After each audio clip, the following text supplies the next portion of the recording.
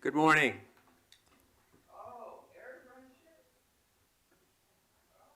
Commissioners, Chief Moore, Mr. Teefank, Madam Secretary, Mr. Inspector General, Mark Smith, Mr. City Attorney, Carlos De La Guerra, and members of the public. Today is Tuesday, July 25th, 2023. It's 9:30 a.m. This is a regular meeting of the Los Angeles Board of Police Commissioners. Madam Secretary, please call the roll. Good morning. Please let the record reflect that we have Commissioners Kalanche, Shields, and Southers, and we have a quorum. Mr. Vice President? Thank you, Madam Secretary. We welcome everyone attending this morning. All public comment will be heard during item number 2.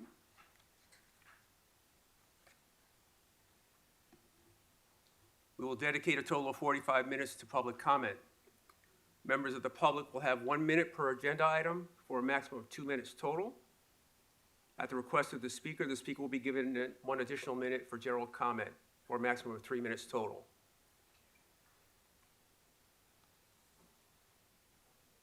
The Police Commission is committed to ensuring equal access to its meetings.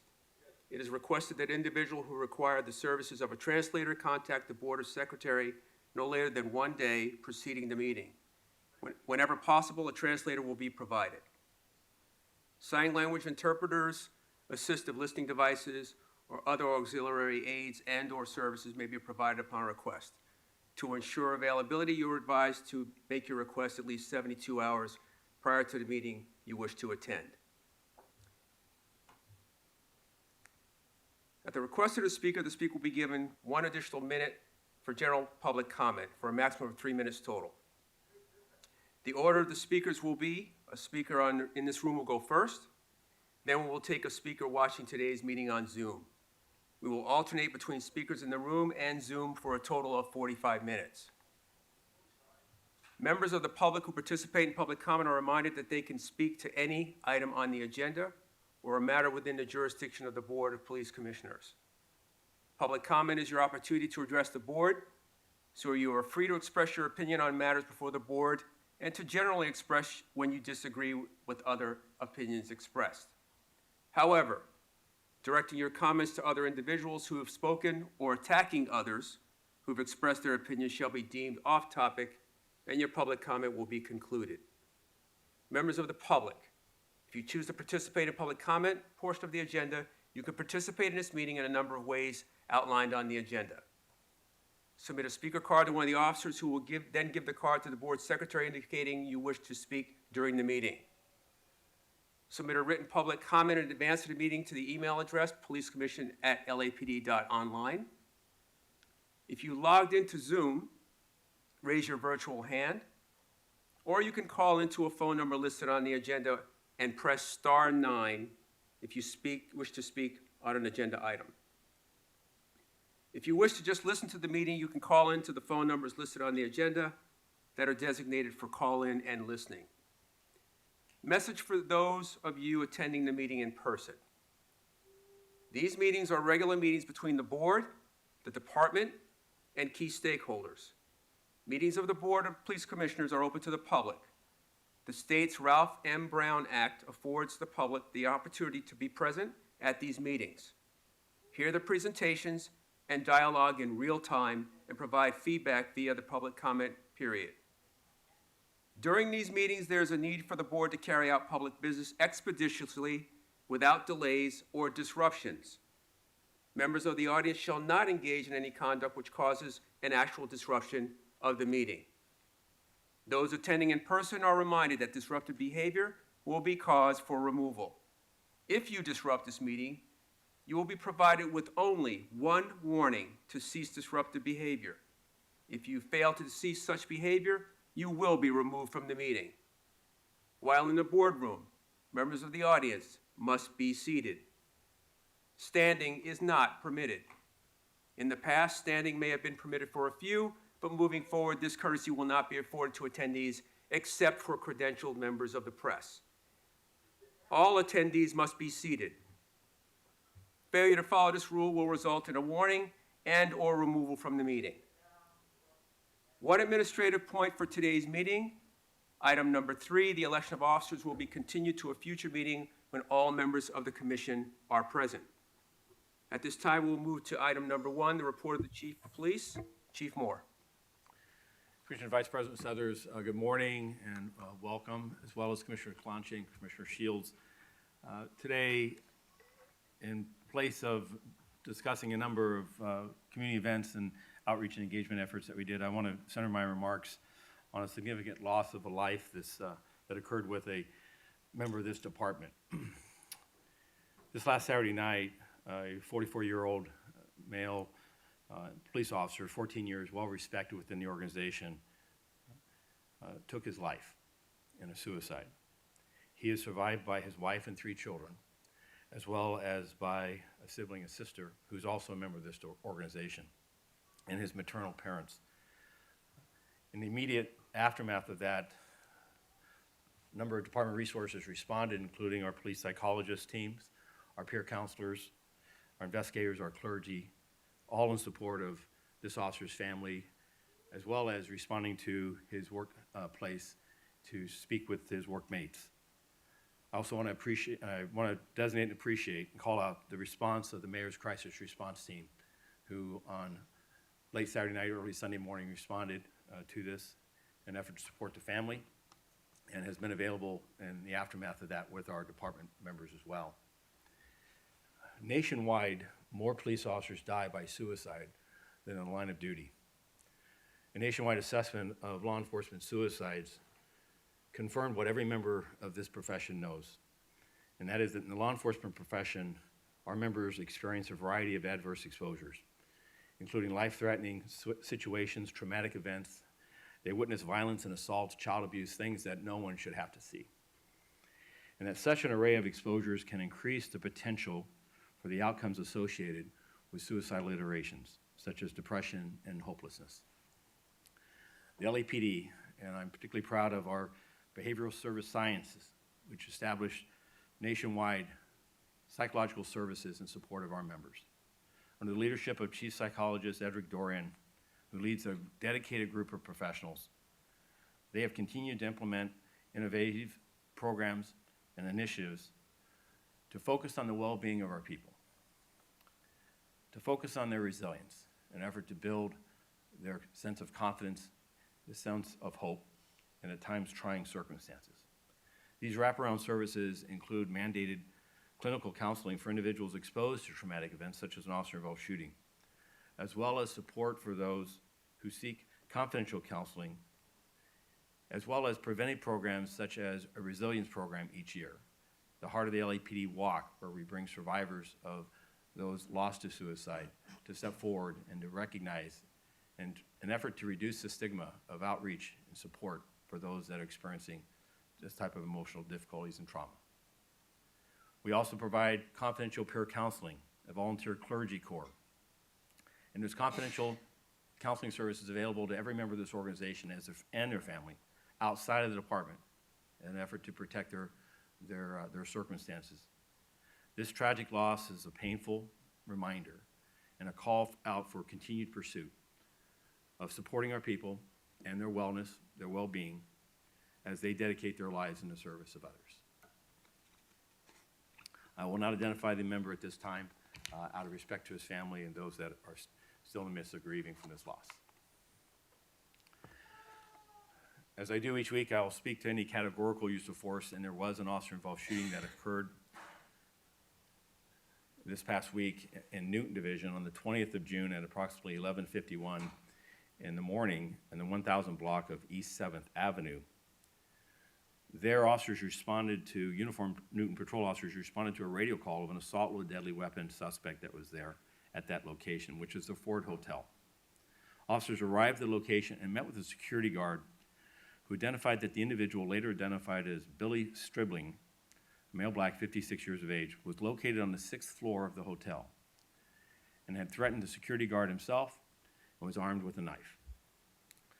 The security officer escorted the officers up an elevator, and while they ascended to the 6th floor, upon opening the elevator doors, the officers were immediately confronted with Mr. Sibling.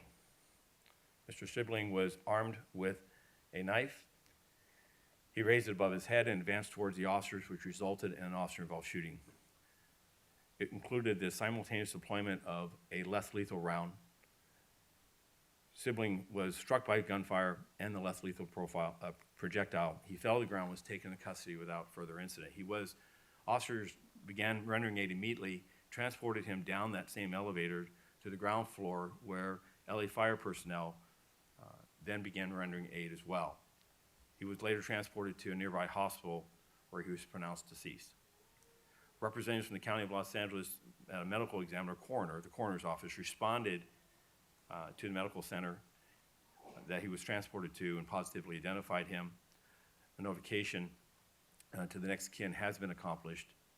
There are no officers or other members that were injured, other community members that were injured during this incident.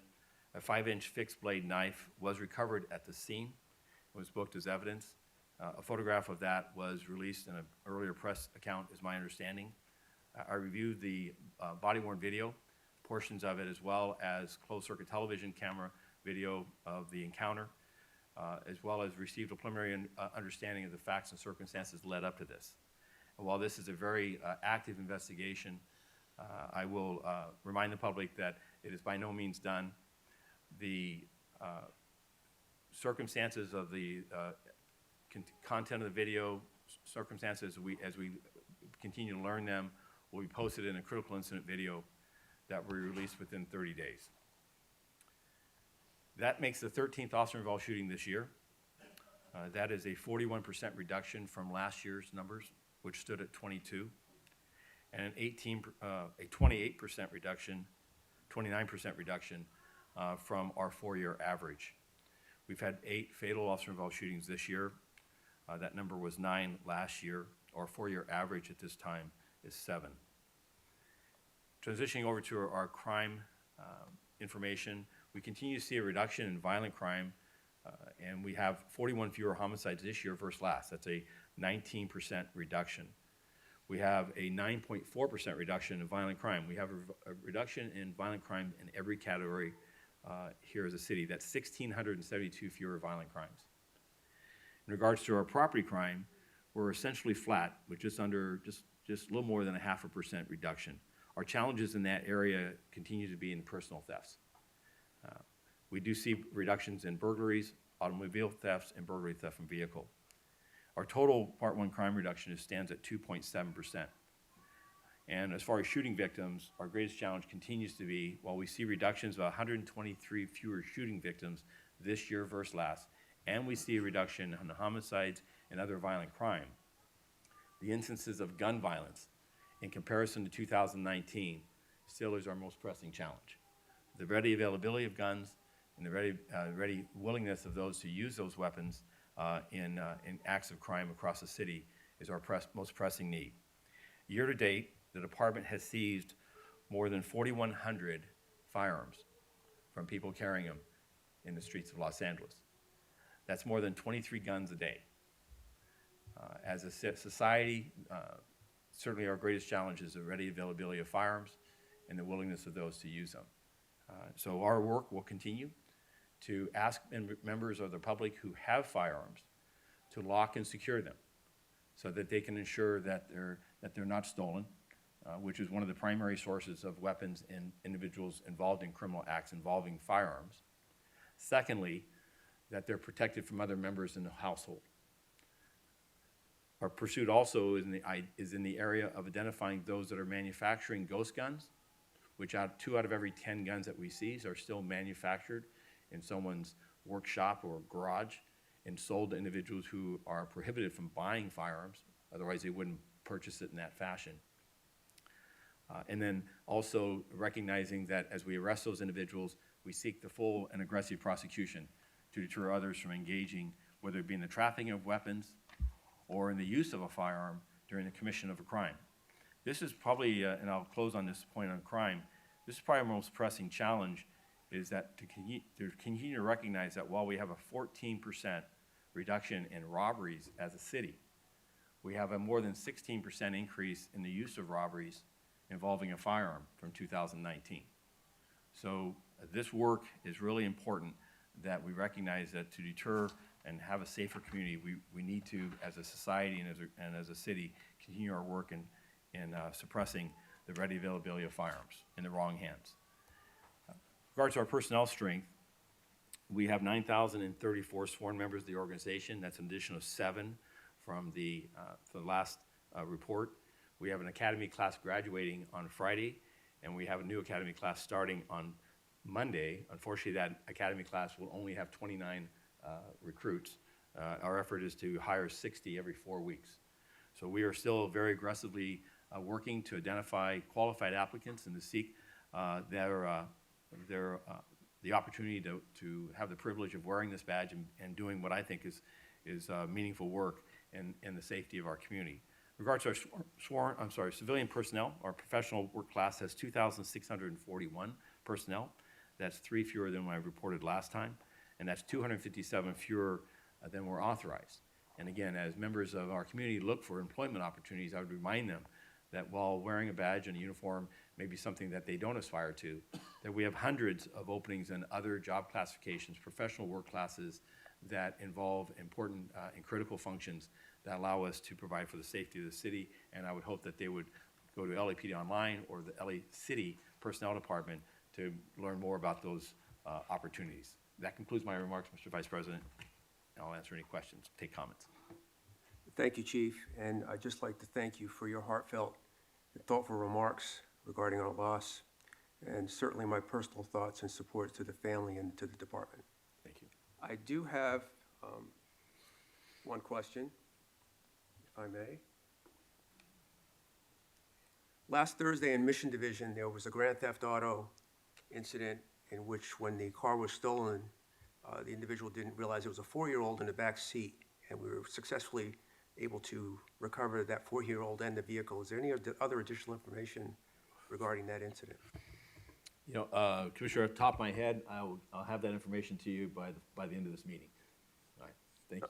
No, thank you. It's just we were all concerned when we heard the call go out, and just a very successful save, and nobody was injured, so thank you. Yeah, absolutely. Commissioner Calanche, any questions for the chief?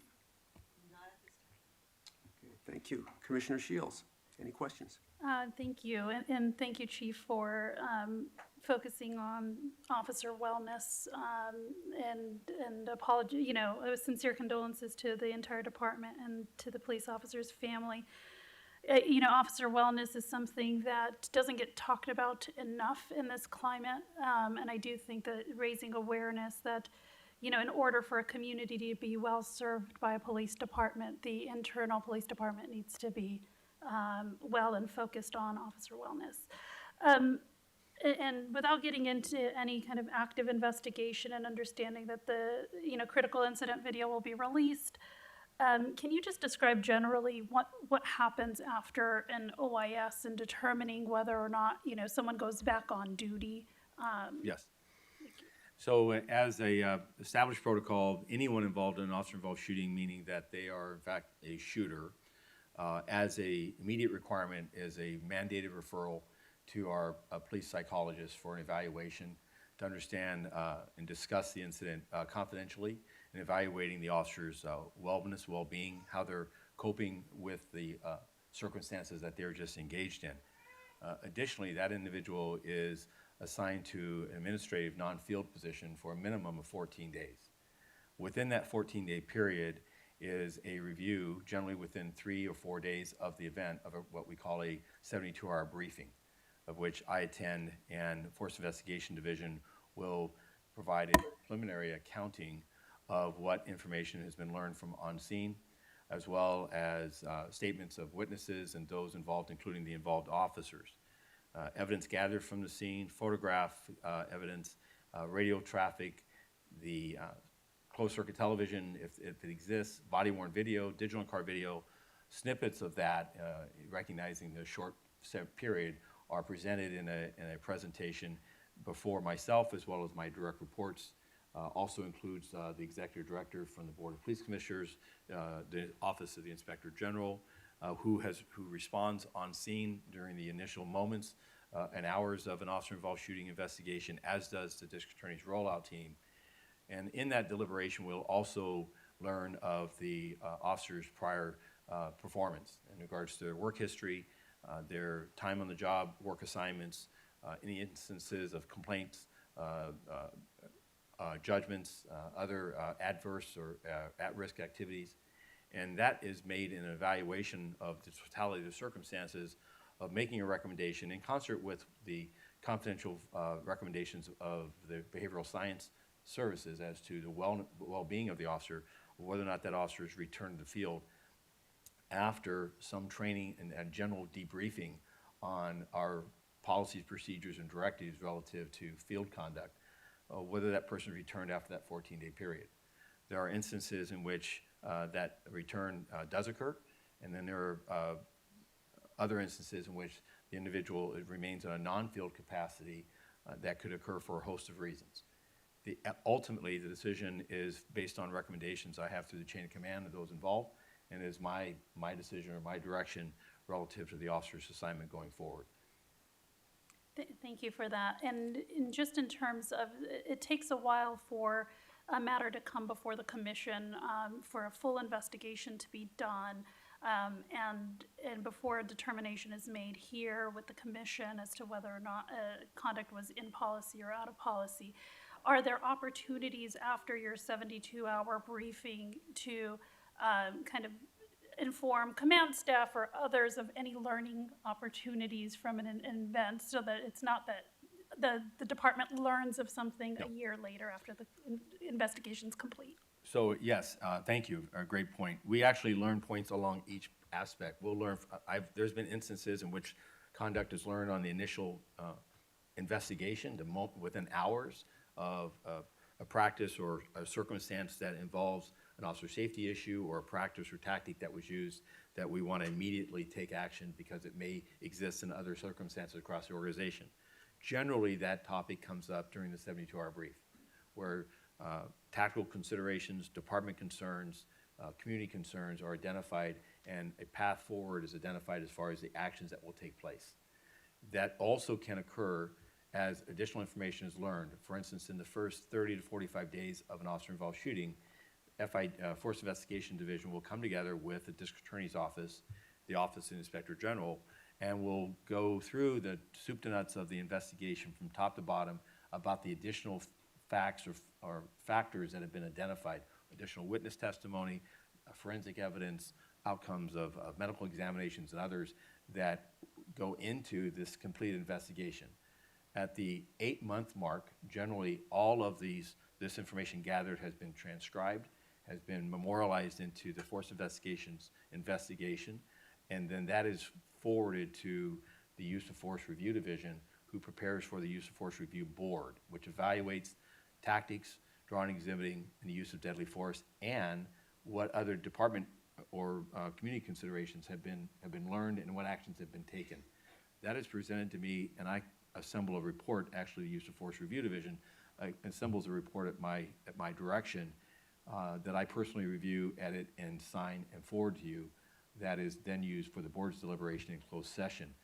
In the aftermath of the decision by this board as to whether or not the tactics were consistent with the department's expectations, drawing, exhibiting within or out of policy, and the use of deadly force in or out of policy, my redacted version of my report, redacted meaning the personnel information of the individual's name, while named earlier as a matter of practice, that redacted version in conformance with law will be published for the public to see, as well as a commission with a report authored by the Inspector General and concurred by this board will be published as well for the public to review.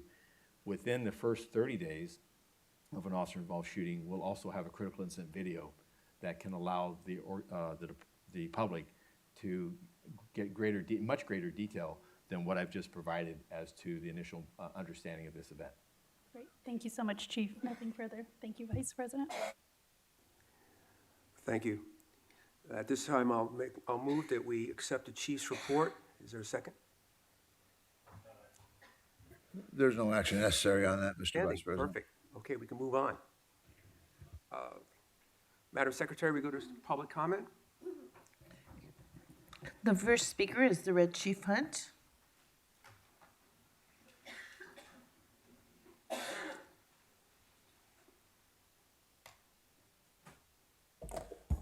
Good morning to the staff of the police commission and stuff like that. Red Chief Hunt. I want to thank Michael Moore for recognizing that the timeout to the police to get to my house wasn't 7 minutes. It was more or less like 45 minutes. To the police, head of the police commission, look here, the Brown Act, stop trying to silence people for standing up. Let's not go there. I'm for the people. We have a lot to cover here. Michael Moore, I was out in the streets, and some of your detectives is not on the straight and narrow when asking for support from the Office of Operations. Didn't get any response. You know, I think that after being arrested 93 times, taking you to federal court, getting injunctions against the Los Angeles Police Department, and actually winning, you should listen to what I'm saying, because I'm not just talking just to be talking. I'm for my community while I'm there. What I'm telling you is some things that are not right in your police department, and let me give you a good example. When your detectives were raping the women in Hollywood, that wasn't right. But you would never know that until somebody investigated it. You have that same kind of activity going on in the 77th Division. And not only that is it's not being detected, you know, and it's not being monitored properly by the people. When you have your people on the take and you're not listening to what the community is saying, then, you know, that's not community responsibility. Like I said, I do give you things for what you have done for me, and and things like that. But it's still a lot going on.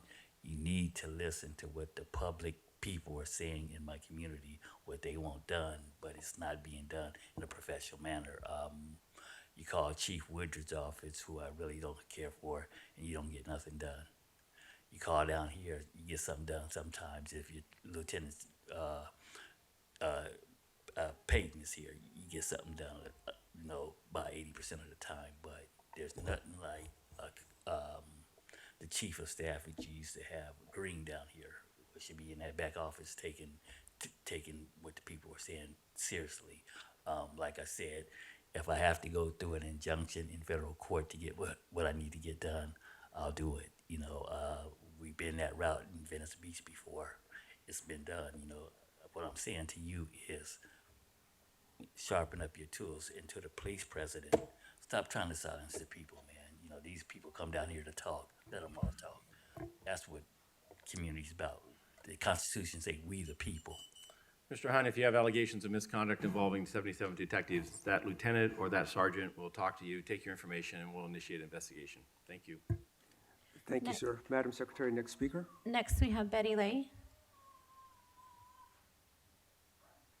Good morning. Good morning. What items would you like to speak on? I'd like to speak on Chief's report, agenda items, and public comment, please. Okay, 3 minutes. First, I'd like to offer my condolences to the officer and his family, plus his blue family. I appreciate the chief's report. That was very informative. On agenda item 4A, I totally support that. And in public comment, thank you so much, Earl, for participating in the Ride to Remember. And hopefully you'll be able to connect with Odal. I hope everybody stays safe and healthy and hydrated with our high heat.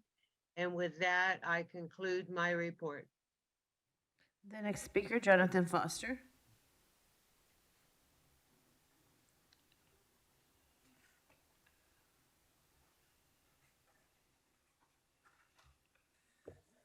Hello again, I'm Jonathan Foster. My comments are only like a book index because there's not enough time. So I wanted to put this, it's ironic, this is the Albert Hoffman, the maker of LSD from 1943 shirt.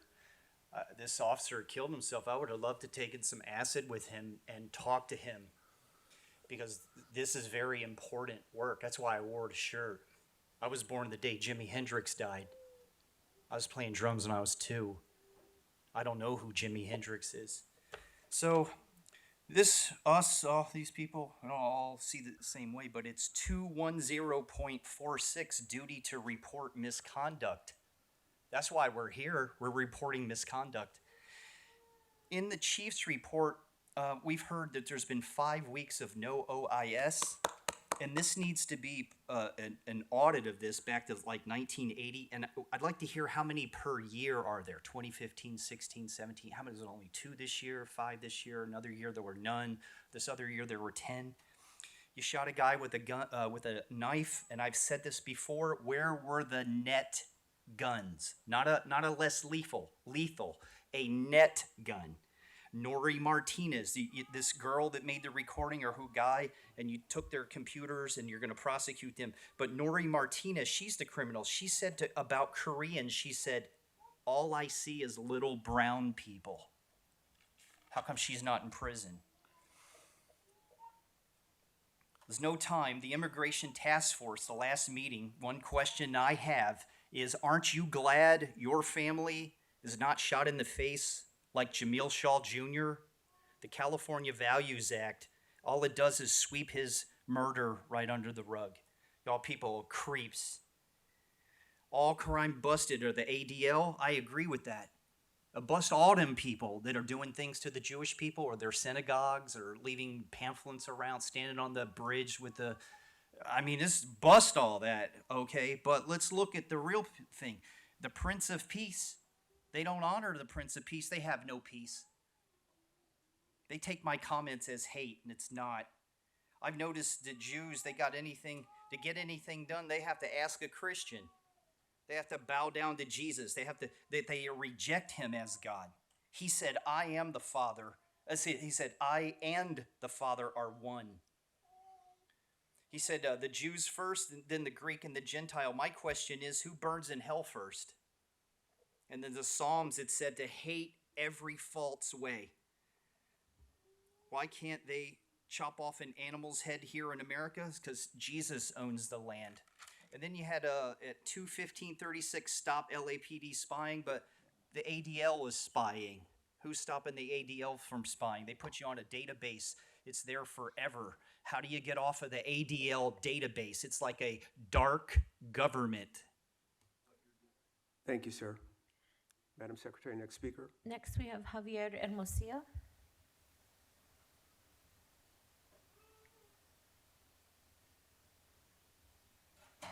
Javier, you're on. Thank you very much. Chief, I'm just wondering, as far as outreach to, can you hear me now? Hello? Yes, we can. Okay, good. Thank you very much. Like to pass on our, our thoughts on the loss of this officer. It's a tough job, and they're always under attack. I'm wondering. We're seeing an increase in the loss of officers, and I know you have a premier, group of psychologists, etc. And I'm wondering if there's anything that can be done in the community that isn't being done already through the CPABs and through other mechanisms to show support for our officers.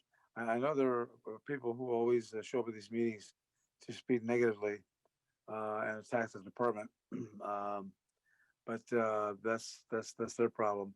I'm just concerned that it's becoming more and more difficult, and the comments that were made a week or two ago by Vice President of the Protective League, which were inappropriate. And I think that though she has the right to free speech, I think as the representative of police officers and someone that impacts recruiting, hopefully somebody has had a conversation with her because we need more support and more community involvement in making sure this department doesn't fall apart. I know it won't under your leadership, but clearly it's becoming more and more difficult. And the crime in the streets, while statistically it doesn't show, we see it on television. We see a society that is coming apart, especially with young people. And in closing, I guess I'm wondering what, if anything, not just the department, but the city can do to try to turn around this just this wild, crazy, uh, um, you know, gang, multiple group of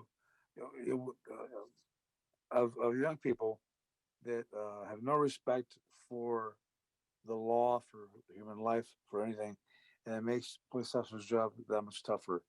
And I would ask that the commission consider beginning some sort of a study that would help us try to figure out why that's happening. And the next speaker is Ms. Mega Karen.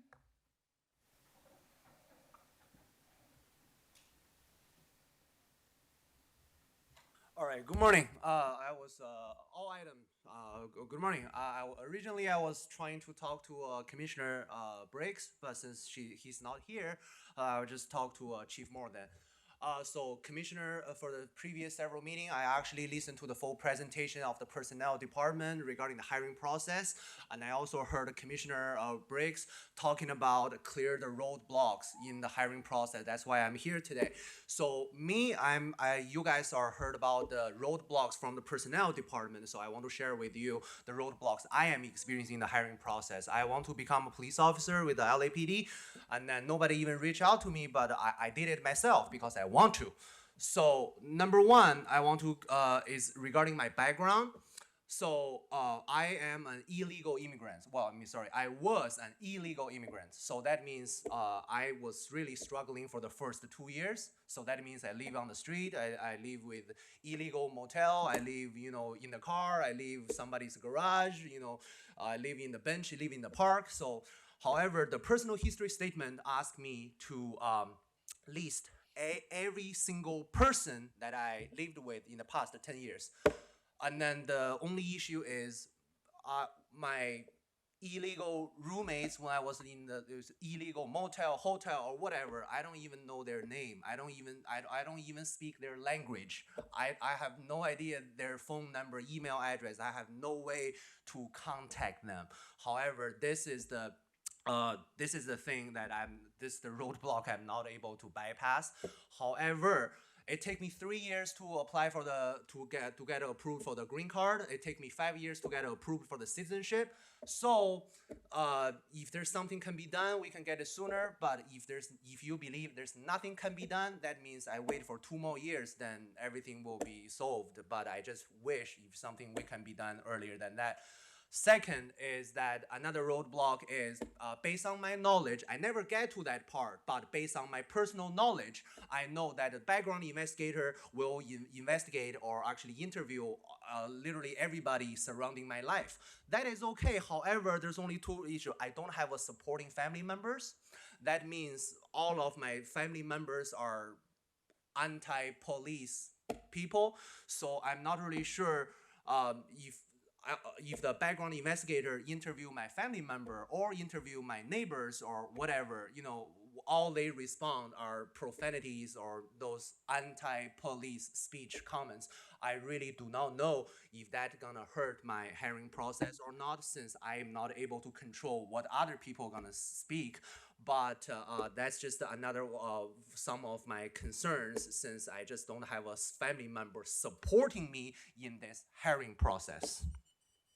All right, sir, if you would talk with the sergeant there, and she'll get your name and number, and we'll make sure that we have a mentor from our recruitment and employment division reach out and talk with you. What you're talking about is these are not fatal flaws, okay? Next, we have T. Hello? Hi, what items would you like to speak on? All of them, please. Okay, 3 minutes. It's always interesting tuning in to Tuesday's Circus. So, Moore's report. You had an officer take himself out. You know, I'm just wondering, since somebody brought it up, I can't remember the commissioner's name. I apologize, Miss Stone. I'm sorry, but she brought up a really valid point. Is this one of the officers that might have killed one of our folks out here, or possibly raped folks out here, and eventually took himself out because there was no accountability and his conscience got the best of him? Anyway, interesting enough, you mentioned the mayor's crisis response team. You know, where were they for Waukesha Wilson, that was killed in custody? Where is the 22 minutes of the missing video? Miss Wilson's mom, Miss Hines, was calling for her for days. Every department had her calling every department looking for Waukesha, only to find out 4 days later, even when they showed up, her and her auntie, to court for her hearing, that Waukesha was already dead in custody. And the court didn't tell her, the department didn't tell her, the jail didn't tell her, and the Metro Division. So yeah, the mayor's crisis response team. There was actually an honoring for Waukesha on March 27, 2019, of your all's failures. On to the officer involved shooting. You know, it's interesting that white supremacists can go in and shoot up stores full of black people, churches full of black people, and officers can, you know, apprehend these murderers, mass murderers, serial killers live, take them to lunch and everything. But you can't address people out here with mental health issues without killing them. And generally, they're black and brown folks. And more, you got to stop with the statistic. You dehumanizing people y'all murdered, right? Where's the humanity? Where's their heartfelt? And let's talk about Melly Corrado. Your all's heartfelt whatever. That officer was found in policy. He murdered Melly Corrado on the job. She was at Trader Joe's on the job working to pay her rent, to pay her bills. Her loving family is missing her. Albert Corrado is missing her. You know, that needs to be in policy. How do you just get to murder someone on the job accidentally and steal someone's loved one? And it's in policy, like Rashario Mock, mental health. The next speaker is Susan Rocha.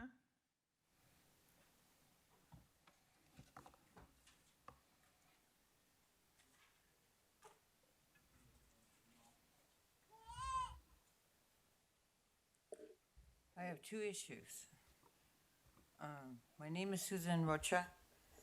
I'm against Divine Savior Catholic Church in Cypress Park from getting a carnival permit. Every year I call the permits department and they do nothing. They do not and never have done anything to address complaints. I've written here, I've written there, they do zero. I've been here before. I am never notified of them having a carnival, and I'm asking for the millionth time for the process to change. I live across the street from Divine Savior Catholic Church parking lot. I am within 20 feet. They have boom boxes. They have loudspeakers. They have live bands that disturb the peace and quiet of the neighbors. The owner next door to the parking lot on each side is within 1 foot. I'm not kidding, 1 foot of the parking lot. I've asked for conditions on the permit use, such as no boom boxes, no loudspeakers, no live bands, no loud generators, which generate all, 24/7, no car traffic on Idell Street. Because since they're using their parking lot for their carnival rides, their people have no place to park. So they jam the streets, and these are one lane in each direction. These are very narrow streets. They should be blocked off. There should be no incoming traffic to the area. It's a very small area.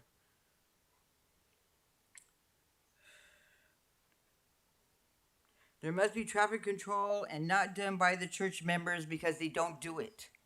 They say they're gonna do it, they don't. They leave their trash on the streets. This is a nuisance. Every year I ask for carnival permit to be denied, and I'm told it's too late. But I always call ahead of time. They do nothing. You give no notice. They give no notice to the neighbors. You don't give any notice to the neighbors either. The police commissioners just rubber stamps all carnival permits. You know, neighbors should be given so much time in advance that this is coming into the neighborhood. There should be a process where you can complain, because right now there is no process. If there is one, nobody's ever told me. Neighbors within 500 feet should be given notice. A way to dispute a permit must be in place, and that includes First Amendment permits. You know, they can go down the main street. They should not be going down little tiny streets with one lane in each direction. I spoke to Miss Santa Cruz this morning at the phone number 1-213-996-1210. She says she does not have to get back to me regarding any of my concerns. Okay, my other issue is... Thank you, ma'am. Your time's expired. Ma'am, your time is expired. Speakers get 3 minutes. Your time is expired. Madam Secretary, next speaker. This is true that took me to court twice. They lost twice. It's very cruel what the hell that they put me through. This last time they falsely accused me of a crime. Ma'am, I'm respectfully advising you your time has expired. This is really cruel. They falsely accused and maliciously prosecuted by this prosecutor. Please step away from the podium. And you had no evidence and no witnesses, but the Catholic Church gets their way, right? Thank you. You let them have their way. Next, we have Mike C.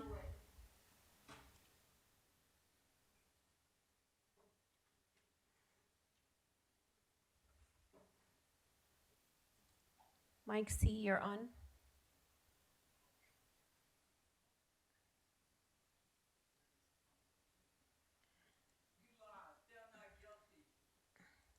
Okay, we'll move on to the next Zoom speaker. Caller ending 6776.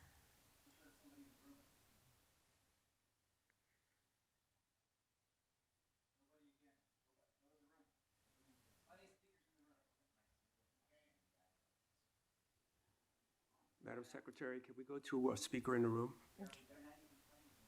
The Red King.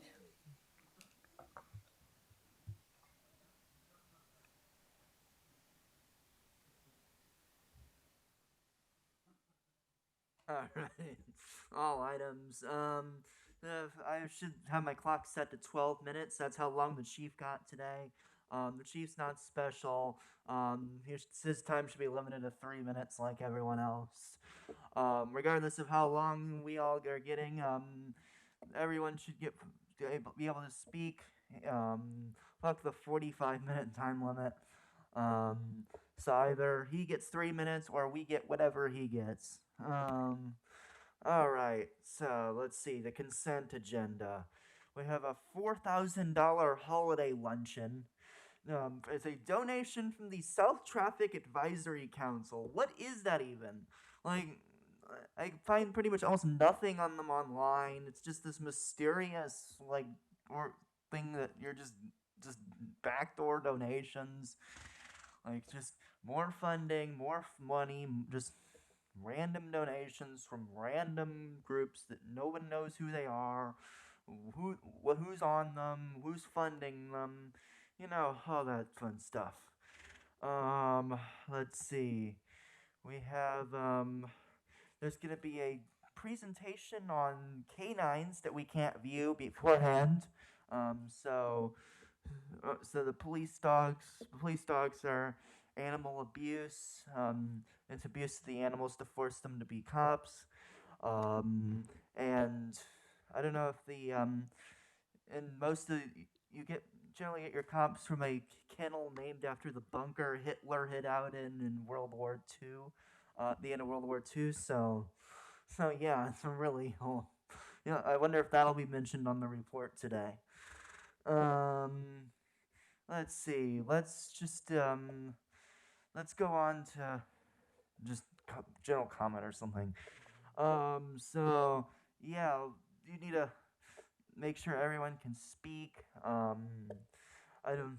I guess Briggs was just scared to show up after he was making xenophobic remarks again last week. What? I guess Moore's here. What do you have against the immigrants from Chile? And Briggs seems to have a bunch of stuff against immigrants from Chile. It's like completely xenophobic. And next week, City Council returns where your cops be continuously violating everyone's rights and all kinds of, international human rights laws again in City Hall. Your cops are just completely enabling racist, violating pretty much every law you can think of here. That there's and every policy they're supposed to follow, just harassing and brutalizing us just because the city council. Thank you, sir. Next speaker. Our final Zoom speaker is Josie. Good morning. Good morning. What items would you like to speak on? All items. Okay, 3 minutes. I just want to say congratulations. I really feel that finally there is some rules that are being followed, and you guys are doing a good job of keeping the speakers on time. I appreciate the police department. I just want to say my community has never been as safe as it is now. It's almost free of crime. My community members are working with the police department day and night. And more than anything else, I was wondering if there is someone that can take note of the speakers that come every week and just speak on nothing but negative issues. Can someone take their number, their information, and address those issues rather than them just coming into the meeting and taking the time to just go on and on and on about different issues? I would appreciate if you guys can do that. Again, I appreciate LAPD. I'm very proud of you guys. Thank you for letting me speak. Bye. The next speaker is Jeffrey Delshad.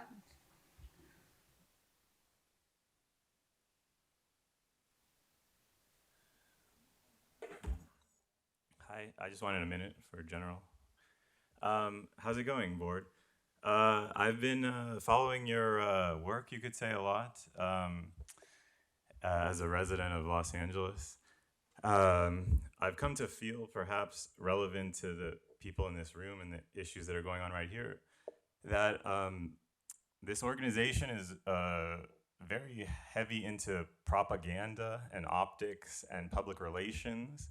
And you're very good at maybe convincing at least some of the residents of Los Angeles that you're doing this or that you believe in these nice things on the wall or whatever, protect and serve, integrity and all those things.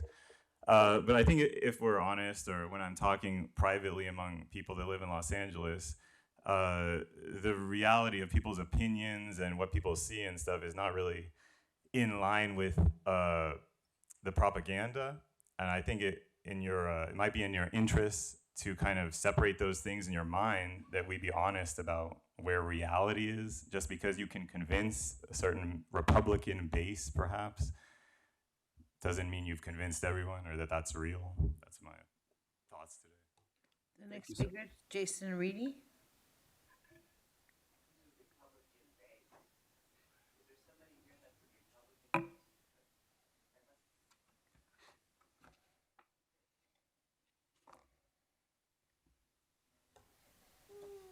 All right. I'll start with Musty Mike. The LAPD released a statement on July 22nd in what your department labeled as the Trader Joe's incident. I want to just let you know, the newer commissioners know, that when the LAPD killed Melly Corrado, Moore made a request to go to her funeral. That request was denied. It was denied. And look at him smiling, you fucking asshole. And he still showed up. Did you not? showed up to her funeral despite the family's objections. So I just wanted to point that out. In that statement that you released, you said there's a line: reverence for human life is a core value of the department. What a load of shit. That's why your officers fired into a crowded Trader Joe's, right? Because you guys have reverence for human life. That's why your pig shot a man in the lobby of the Miyako Hotel in June, because you have reverence for human life, right? And that's why last week your pig shot and killed Billy Stribling at the Ford Hotel. His shooter, his killer, is Diego Bracamontes, who killed Oscar Leon Sanchez in January. You don't think that's of note? You don't think that you should have said that in your chief's report? Saw your parents on CBS, and they joked that you hadn't won the lottery. But let's be honest, you have won the lottery, right? Before you became chief, you got that $1.2 million drop payment, right? You get paid a pension, correct? And you get paid the chief's pay. So you're essentially getting paid out as if you had won the lottery. You had talked about your recruitment numbers. You guys have historic levels of investment for recruitment, yet you're still not recruiting LAPD officers. I wonder why. And you make it seem like it's a citywide issue, it's a countywide issue, it's a countrywide issue. It's actually a testament to the work that organizations like Stop LAPD Spying Coalition, People's City Council, and other organizations are putting in. That's the reason why your recruitment numbers are so down, because we're winning this quote unquote propaganda war. And then lastly, Errol, saw you got to meet Betty Lay. You got to meet Betty Lay this week at this bike thing for Valentin Martinez. What you should do, since you're newer on the commission, you should put in a request to see how many officers were actually disciplined as a result of not wearing masks during the pandemic. How many officers who were reprimanded as a result of not wearing a mask? Because I can assure you that no one got a suspension as a result of that. Thank you, sir. Your time has expired. The next speaker is Zach Sherwin. I'm wondering, when you bike, do you take the same shit as Lance Armstrong? I've seen you're an avid biker.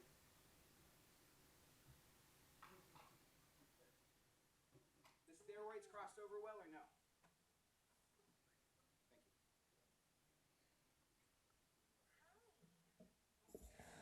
You guys ran out of speaker cards. What a fitting metaphor for what this meeting is all about. That moment where you made whatever facial expression you made while talking about attending Melly Corrado's funeral, I also want to single that as another shameful failure on your part, Chief Moore. Your instincts are wide of the mark.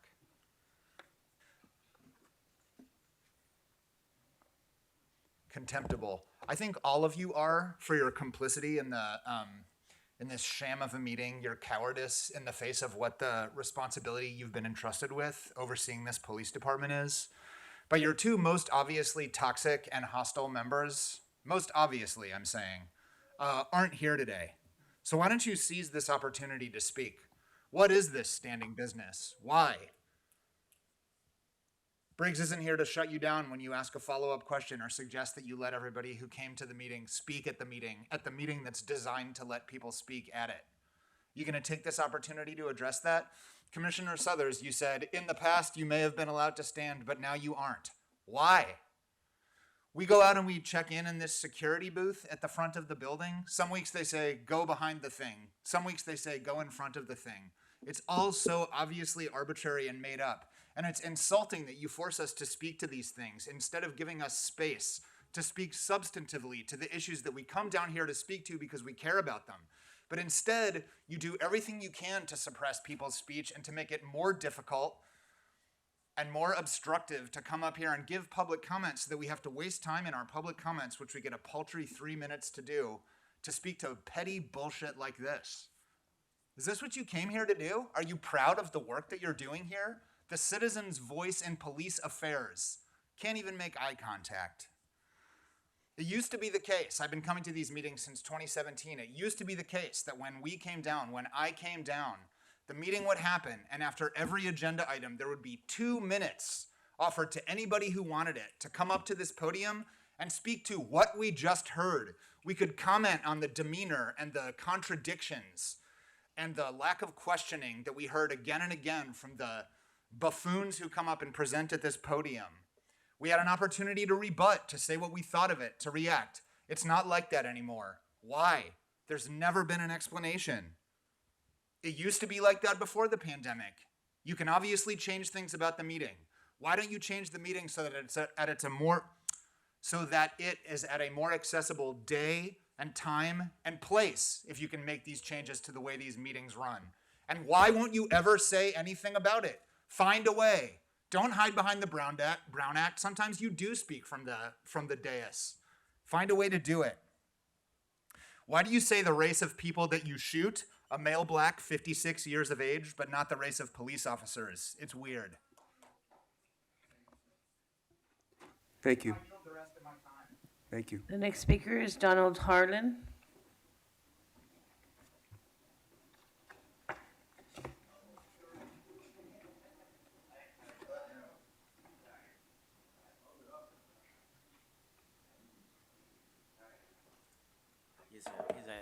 His feelings.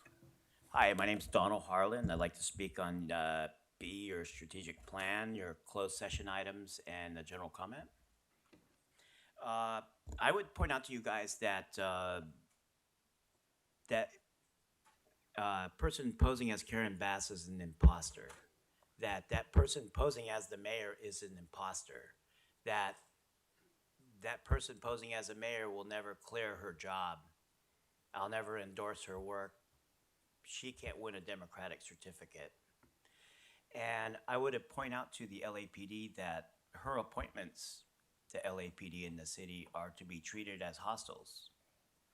I also want to point out to the police commission, I understand that you're here to serve the police officers, not to serve the people, that you're here to work on the business of the police department. And I don't like what I'm seeing from the LAPD officers. It seems that some of them have a big idea about what LAPD is, and really you're just city workers. If any of the LAPD is committing a crime, you just terminate their employment. You just fire them. Just keep it as simple as possible. There's a big problem that they're hiring from fired LA County sheriffs that have committed crimes or are on my property illegally, unlawfully, or had committed crimes against me, had been employed by Los Angeles Police Department, and they need to have their jobs terminated. So you know what's going on. We have a problem with the fake mayor, that the city government's closed down. They're doing government by invite only, a closed government. The public can't access. There's a hostile takeover on Metro. This fake Karen Bass has shown up in Metro trying to make a mental health program and a homeless program and all kinds of stuff. That there's a big problem with this new mayor. I wanted to point out that your strategic plan is not going to work, that there's too much corruption in the city government and the city council. I have real jobs for you guys to attend to, something important. I need LAPD to pay attention to, because the other agencies are probably going to drop this. They're trying to install a natural gas pipeline on Terminal Island that I need stopped. There's foreign agents attempting to sell the natural gas resources here in California, and they have to be stopped. And I'm telling you guys, when you stop them, don't just stop them, shoot them. Okay? Thank you, sir. Time's expired. The next speaker is Harriet Elliott.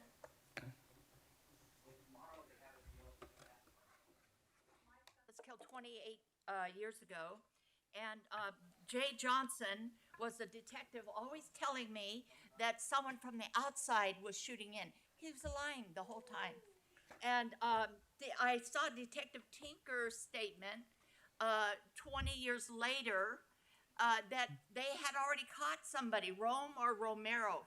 Here I went and talked to Bernard Parks in the city council, and he pushed the button that he was going to help me, even though he wasn't my council member in City Hall.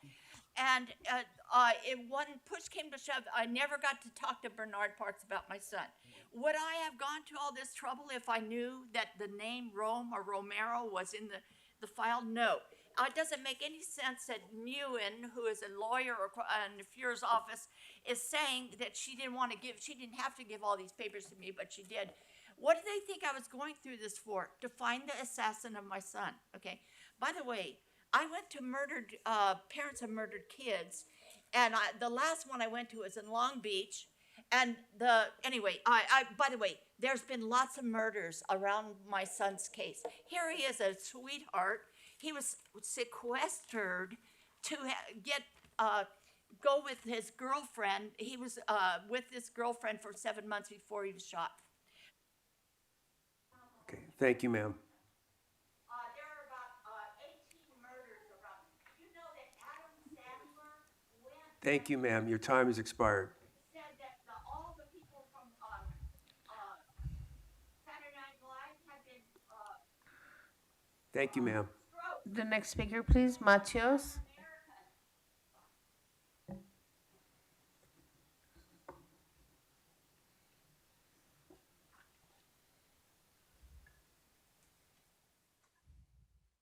My name is Matias Kidana with the Stop LAPD Spying Coalition. Just a few items on the agenda. There's a report back on hate crimes. As it remains in this country, black hate crimes or anti-black hate crimes are the most reported and the most enacted. That's not reflected in this report, which is just one layer of kind of hurting the legitimacy of this accounting that the LAPD has. We also need to take into account that the most anti-black body within this city is the LAPD. That's historically been the case, and that's still the case. In fact, when we look at, racial bias complaints, whom the LAPD kills, that's still reflected in everyday actions. If we look into how protests are responded to by the LAPD, there will always be a more explicitly violent response to protests that advocate for black lives, protests led predominantly by black people.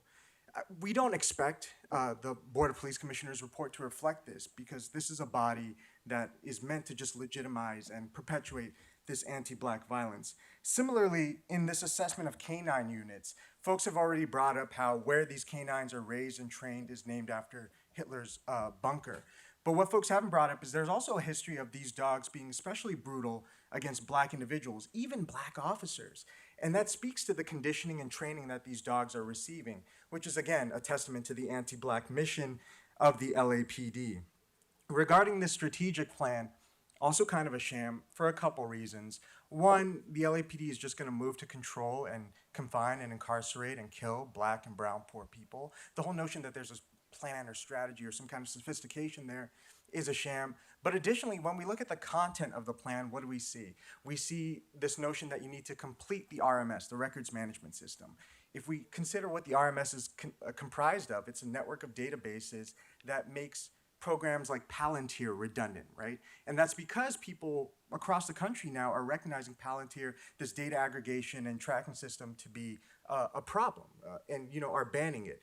But LAPD proactively, in this type of parallel construction, has over time constructed this records management system to take over for that, for when reforms come in place, right? So we may in the future see this kind of performative notion of the LAPD getting rid of Palantir, but that's fine, because their $3.2 billion budget allows for them to use a system that they've crafted themselves. Another thing we see on there is the notion of expanding CSP, Community Safety Partnerships, and Neighborhood Watch.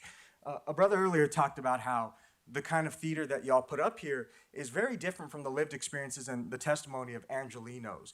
And that may seem to some as like maybe just being out of touch or appealing to a very specific conservative base, but that's not the case at all. If anything, if we look at, the whole notion of counterinsurgency, that's a very intentional mission. The job is to maintain legitimacy so that you can continue to kill people like Billy and Skid Row and continue this explicit violence while having the cover of this softer policing while holding resources hostage. Thank you, sir. The next speaker is Gina Viola.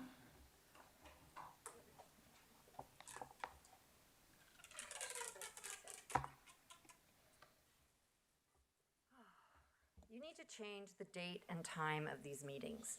We are late because we came from the Board of Supervisors. There's also a city council meeting taking place. How can we take you seriously that you give any hoots about the citizen's voice in policing? You claim to be for victims of violence, and you have the mother of somebody killed decades ago up here every week, begging for help, asking for your help, asking for clarity. You run the clock out on her. How can you even? How can you run the clock out on a mother who lost her child? Shame on you. Shame on this commission. I come in this room and I think, this is such a clown show that I have to get myself ready mentally for how ridiculous this is.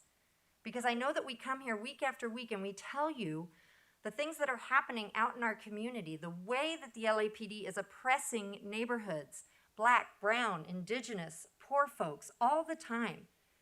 And sure, you're looking at me now, but none of it is going in. None of it's going in. You're not listening to any of this. And yeah, I know, you're just biding your time. I know. I got 1 minute and 46 seconds left. Can I take it? Well, you'll have to, because I'm here, because we ran all the way over from Board of Supervisors, again, like I said, which is happening at the exact same time as this meeting.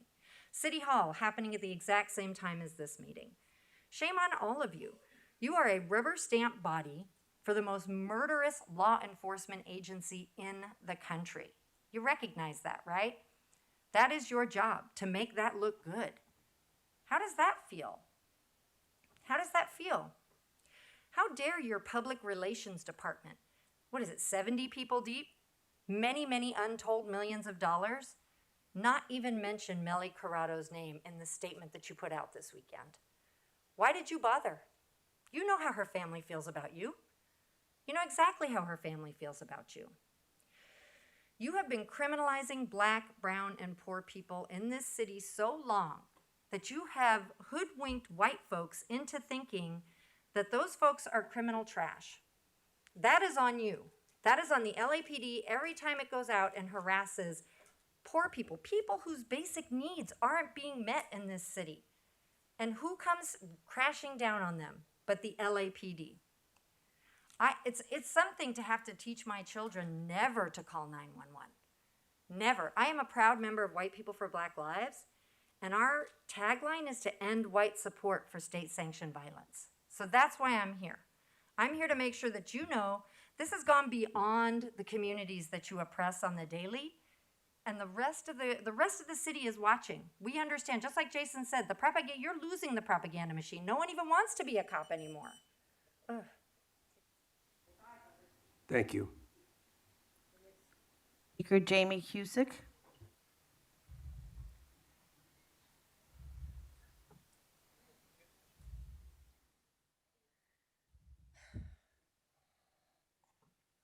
So last week, you motherfuckers accepted a donation worth $61,000 from your corrupt-ass funding cronies at the LA Police Foundation to be used to support the department's Youth Cadet Leadership Program. I'm pretty confused about this. When it comes to the Youth Cadet Leadership Program, mostly I'm confused about why there isn't the word Hitler in front of it. But aside from that, I'm confused about why the fuck it still exists. This city, this room erupted all the way back in 2017, calling for the end of this creepy, disgusting, and also just really fucking expensive program when an officer was charged with sexually assaulting a 15-year-old girl. That was 6 fucking years ago. She's only 21 years old now. So, probably not of romantic interest anymore to Robert Kane, the piece of shit who you motherfuckers knew was a pedophile and a predator all the way back in 2015 when a personnel complaint was filed against him. And all you did then was transfer him to a different fucking station and keep him on as a cadet supervisor for 2 more years. Failure of that magnitude to prevent harm of that magnitude isn't just reckless or neglectful. At that point, it's not even enabling. It is nothing less than active encouragement of your officers to abuse their power in whatever fucking way they can. And it's sickening that after this fucking cretin finally got caught, you guys did this whole song and dance where then Chief Beck personally arrested him and he went to prison and you guys could appear to have weeded out your bad apple. And then you fucking kept the program in place. The problem is not bad apples. The problem is structures that allow some people to abuse and exploit and hurt others with impunity. Like, for example, the entire fucking institution of policing. That's why these horrifying, devastating things happen. But to be clear, you're all well aware of everything I just said, because this room was full of people screaming it at you 6 years ago, and you didn't do jack shit, because God forbid you deprive LAPD of the pristine hunting grounds for the next victims of their grooming and sexual assault that they so desperately need. And you know, aside from the fact that you guys can't bring yourself to take away LAPD's ongoing opportunity to keep raping children, this anxious impulse to indoctrinate kids as young as 13 years old really speaks to the mistrust and hatred and fear that you guys have for the communities you claim to serve and protect. The continuation of the cadet program is proof that you guys view black children and brown children and poor children as a threat to be neutralized. And if you can't get them literally on your payroll, you will harass them and surveil them and shoot them in the streets and in their homes. And I will also say that the fact that I personally wasn't here speaking out about the cadet program 6 years ago, and yet I'm here today, is proof that the movement against you is growing. So even though your mistrust and hatred of the communities you terrorize is due almost entirely to the fully irrational mindset of racism, your fear of organized dissent against you is actually not fucking unfounded. You know what you're doing. Thank you. You know who you are. Shout out to Watch the Watchers. And we're not going anywhere. Ma'am, your time has expired. Truth-phobic pussies. You're going to continue to be afraid of hearing from us at these meetings. Thank you. Sir, we have one final card. Megan, that's the final speaker.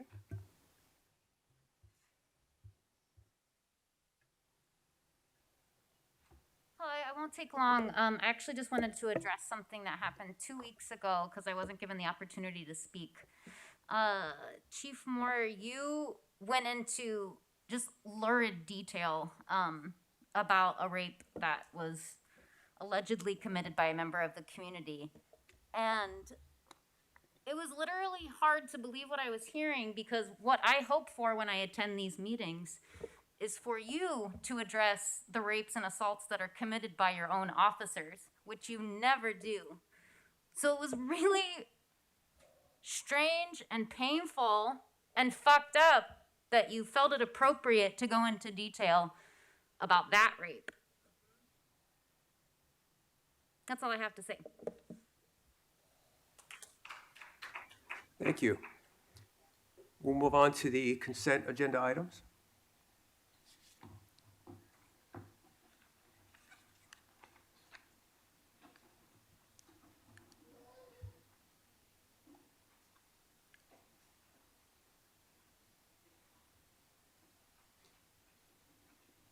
Commissioner Kalanche, any questions on consent agenda? No. Okay. Commissioner Shields?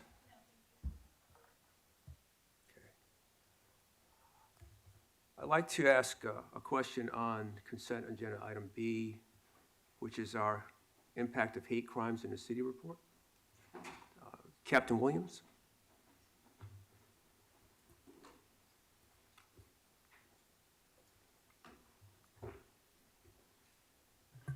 Morning, Commissioner.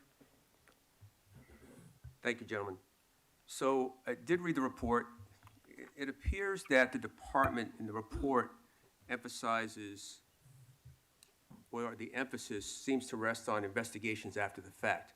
What I'd like to ask is, what is LAPD doing to educate and make communities more aware and possibly reduce the risk of victimization of hate crimes? That's my first question. And the second one is, are we embracing the faith-based community, which is a tremendous avenue to this opportunity for education and awareness? Thanks for the question, Commissioner. I have with me today Detective Orlando Martinez. Detective Martinez is the department's hate crime coordinator and has been so for quite a while. I'm going to allow him to address your question, sir. Okay, thank you. Thank you, Commissioner. So we do partner with a lot of advocacy groups and faith-based agencies, or faith-based organizations. Just in the past month, down Rakestraw Community Center in South LA, and also with the Anti-Defamation League and Jewish Federation, we do community informational gatherings, outreach, partnering with the Sheriff's Department and the FBI, U.S. Attorneys and the DA's office, jointly explaining what our role is, what police's role is in the hate crime investigation, victims' rights, bystander intervention techniques, and even up to the security concerns of the religious organizations and how to apply for state or federal grants, walking them through that process that they may not know about. So we're partnering with these organizations, trying to get out there as much as we can with the senior lead officers, the community relations officers, my division, and then also the chief's community relations division. So different entities within the department all making the same effort to spread the knowledge around. And Commissioner, if I can follow up, and I appreciate Orlando's continued leadership in this regard, as well as others within the organization. But currently, our ongoing education efforts include a federal grant that is dealing with the AAPI community to increase awareness as to the resources. We saw the weaponization of the COVID pandemic, particularly with the AAPI community, where we saw drastic increases in hate crime and hate instances involving the various members of that, or perceived members of that community. And we saw with that outreach, with that encounters, that we had a reluctance within the community culturally many times to not bother or step forward for fear that we'd somehow see that as an annoyance or would be resistant to hearing those reports. I'm proud of the work of organizations, whether it be from our community relations, our public engagement, our area levels, including a community town hall that was hosted in Chinatown for the members of the AAPI community just a month ago, which I attended as well as others, to inform, to encourage, and to elicit. We've also worked with Stop AAPI Hate, because we know that there are a number of private organizations or advocacy groups such as that and Jewish Federation, ADL, and others that actually have instances of hate information or crimes, and we're encouraging them to be more transparent with that information and involve us in that. All we have to do is look at AAPI reported instances of hate, and we see thousands that are reported by these advocacy groups, but yet we only have hundreds. And so in addition to that, we also are currently working with Deputy Chief Blake Chow. Have a good day, sir.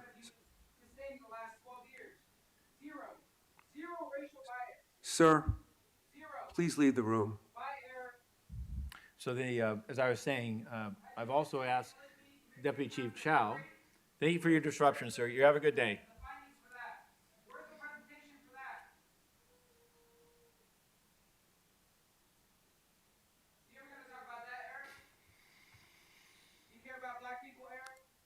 Sir, please leave the room. I'm respectfully asking you to leave the room. Please proceed, Chief. As I was saying, one of the outgrowths of those engagements, specifically with the Jewish community, but also reinforced with the AAPI community, is the request that we open up more channels for the reporting of instances of hate. And currently, Deputy Chief Chow is overseeing a committee effort to design the ability to submit instances, not actual crimes, via an online report process so that we can simplify the process and ensure greater visibility. So our outreach and engagement is both an awareness, points of contact, but also learning from those engagements how to improve the sense of safety and also the sense that the LAPD will investigate all instances of hate with a vigor to identify those individuals who are purveyors. Thank you, Chief. And I know that you gentlemen are aware of the Urban Area Security Initiative grants that go out to support this effort. I believe the Department of Homeland Security came out with an announcement today regarding the most recent round. So that would be information that should be shared with the community, that they can take advantage of those financial resources, particularly to enforce and harden houses of worship so they're not victimized. With that, thank you. Can I ask a follow-up question? Absolutely. Go in ahead, Commissioner. response, just listening to Chief, is there is the way that we report that someone would report a hate crime, is it just the same way as that we would fill out a police report like online, or is there a specific way? No, ma'am, it's the same. You know, it could be somebody that goes into the front desk to file a report, or somebody who calls 911 and generates a police response. Those crimes and incidents are reported the same way. Currently, as the chief had mentioned, there's not a mechanism by which hate crimes and hate incidents can be reported online. They require the response of a police officer to take those reports, and the department is actively trying to develop a system by which at least hate incidents can be reported online. Let me further straight there. If you're a victim of a burglary, or I'm sorry, you're a victim of a stolen vehicle, property crime, the physical report that you take, that will take that crime on, is identical to a hate crime. The difference is the protocols on a hate crime requires an on-duty response of uniformed officers and a supervisor to the scene to ensure that the initial investigation is thorough, complete, and it is not shortcutted or somehow lost in the malaise of just of department bureaucracy. There's an immediate notification up through the chain of command. Depending on the circumstances, up through and include me. I get all reports of, for instance, hate crimes involving graffiti or any acts of violence, particularly. Those notifications can exceed me to include members of the commission, as well as the mayor and others, including other elected officials. What we have found is that that is a direct opportunity to demonstrate to the community that we look at hate crimes as an attack not only against that individual, but against societal values and the very way of our life, and that it's not going to be just another incident. In that effort to do that, though, we recognize that today, in people's way of life, that waiting for an officer to respond, particularly in these times where we're so short-staffed, that if the crime's not in progress, it could take some time to get a unit there and a supervisor.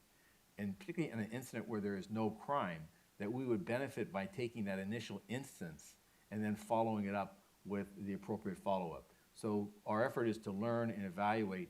We're not going to lessen the importance of hate crimes or instances, and as far as it being on par with other crimes, I would argue that it's more on par with a homicide or a sexual assault as to the level of department resources that are assigned and the required follow-up.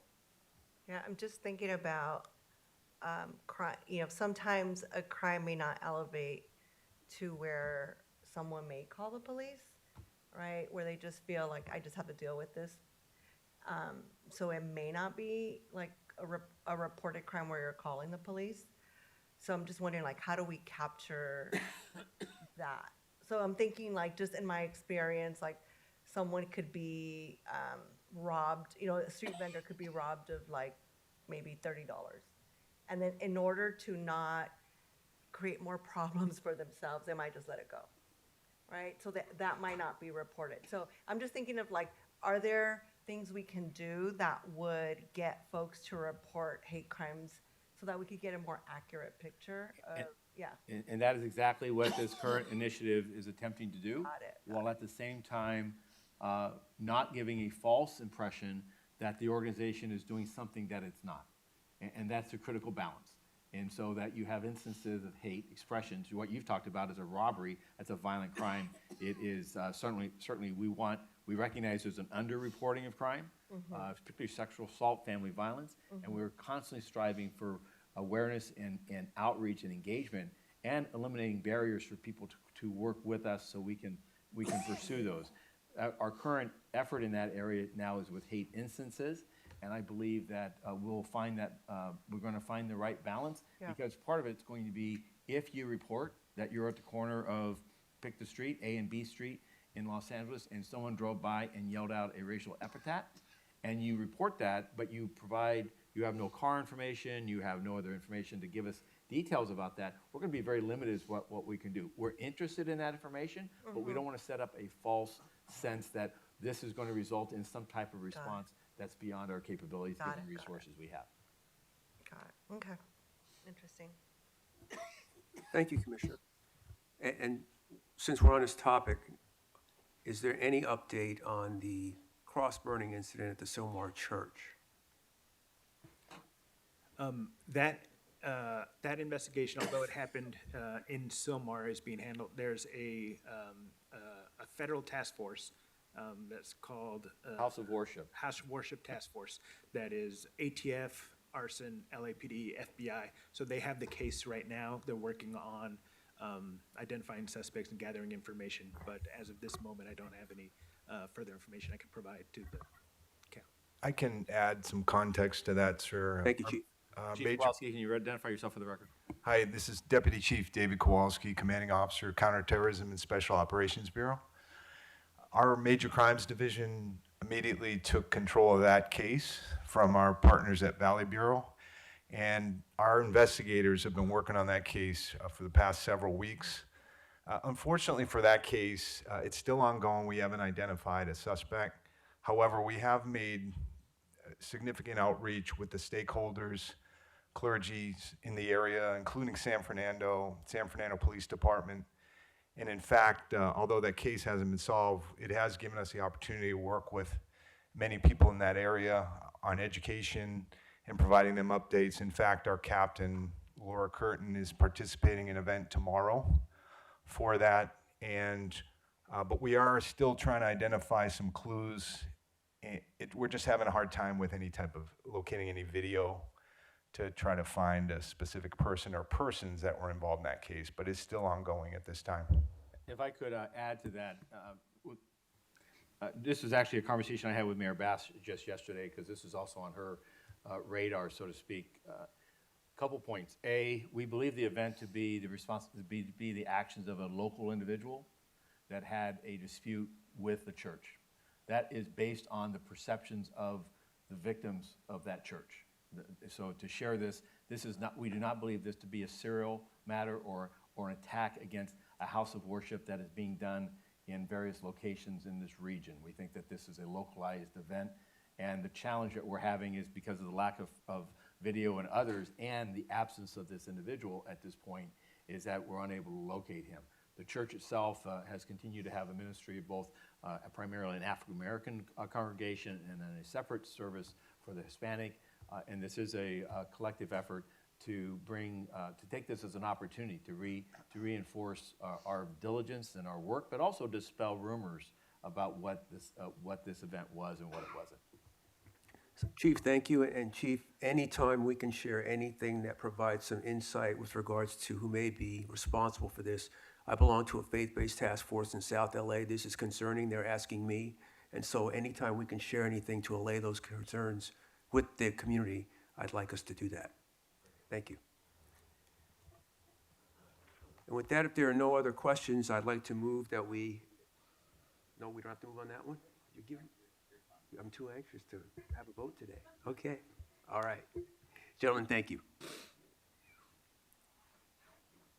We'll move on to...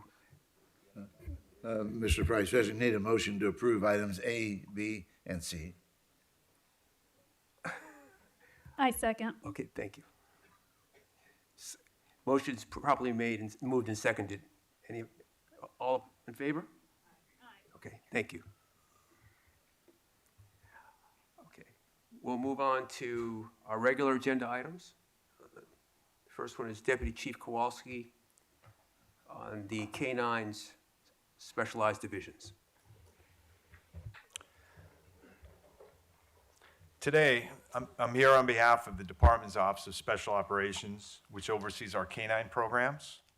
The LAPD remains at the forefront in its use of K-9s to support a variety of missions that are consistent with our goals of reducing the fear and incident of crime, protecting Los Angeles from acts of terrorism, and saving lives. While the use of K-9s to search for suspects began in Los Angeles in 1980, today's K-9 programs have expanded as the threat of terrorist attacks remain, the need for more efficient methods to locate missing persons has changed, and an evolving and sophisticated narcotics network has emerged, requiring us to use K-9s to address these ongoing challenges. Our success and sustainability starts with our partnerships. The Transportation Security Administration plays a pivotal role in supporting our missions, while our regional partners, the Los Angeles World Airport Police and the Metropolitan Transportation Authority, work with us to keep our critical sites in Los Angeles safe. Our K-9 programs are housed under 3 commands: Emergency Services, Metropolitan, and the Gang and Narcotics Division. Their missions vary, and the capabilities of each of their programs require its own unique discipline, but all are committed to being a force multiplier to support our overarching strategic goal of protecting Los Angeles. I'm joined today by representatives from each of the three commands: Sergeant Christian Urbina, Captain Brian Bixler, and Sergeant Desiree Ehrlich. They are the subject matter experts that will provide a brief overview of our programs. We will begin with Emergency Services Division. Good morning. My name is Christian Urbina, and I'll be providing you a brief overview of the department's Bomb Detection K-9 section. Our mission: to protect against terrorist attacks by detecting and deterring the introduction of explosive devices into our transportation operating system and the city of Los Angeles. We accomplish this by deploying our resources to areas with a high concentration of people, major events, and critical infrastructure. Our teams also respond to unattended items, bomb threats, searches for secondary devices, and dignitary protection details and community engagement events. While at these locations, our teams are instructed to engage the community and provide a high visibility patrol to maximize their presence. In doing so, we accomplish our three objectives: high visibility patrol, detection, and deterrence. Our teams are deployed to three major areas of operation: the Los Angeles International Airport, the Los Angeles County Metropolitan Transportation Authority, and throughout the city of Los Angeles. Officers who are interested in joining our team go through a competitive process. First, an advertisement for a position is published. Those interested submit all necessary documentation, and an interview of all applicants is then conducted. Those who score an outstanding category are then evaluated, and a selection is recommended to our command. Once an officer is selected, they are sent to the Department of Homeland Security 12-week K-9 handler training course, where they learn the basics on how to become a bomb detection K-9 handler and are paired with their K-9 partners. Currently, all our team's training and documentation requirements exceed the federal standard. This slide displays our team's statistics and is an example of all the hard work and dedication our teams display each and every day. Thank you. Good morning. I'm Brian Bixler, the commanding officer of Metropolitan Division. The Metropolitan K-9 Platoon was founded in 1980 with the goal of reducing the risk to officers, the community, and the suspects during the search for persons who had fled from and hid from the police. Police service dogs, by ranging ahead of their handlers during a search, reduce the risks and propensity for violence in these situations. Since 1995, the K-9 Platoon has conducted 13,930 searches and located 8,110 dangerous suspects. If the K-9 Platoon was not used, these suspects who preyed on the community would have required a foot search by uniformed officers, and if not found, would have remained a danger in the communities. To make these searches possible, the K-9 Platoon is staffed by 1 lieutenant, 6 sergeants, and 18 handlers. We currently have 14 patrol dogs. These are the dogs that actually conduct the searches for outstanding suspects, and 3 gun dogs. Gun dogs are used specifically to locate firearms discarded by suspects during a crime or during their flight from the officers. Our handlers are selected through a multi-phase testing process, including a physical fitness qualification, a skills day, an oral interview, and a ride-along. Their selection is then based on the scores from those events. This is followed by a 12-month field training that is based on a K-9 training rubric where each skill is trained and tested. Our K-9s are selected approximately 3 times a year based on needs, and that is from retirements or dogs that are removed from service. We only use reputable vendors that are used by both federal and local authorities. Our K-9 training team, consisting of a chief trainer and 3 assistant trainers, evaluate our prospective dogs, then put them into a certification process. Approximately 40% of the prospective dogs do not successfully complete our training and are removed from the program. Our Metropolitan K-9 teams do not conduct patrol. They only respond to requests from patrol and specialized units to locate all felony suspects and or suspects who are reasonably believed to be armed with a firearm or other deadly weapon. One of the things that makes our patrol canines so unique is the fact that they are trained to the find and bark standard. The state of California allows police service dogs to be trained to either the find and bite or the much harder to train find and bark standard.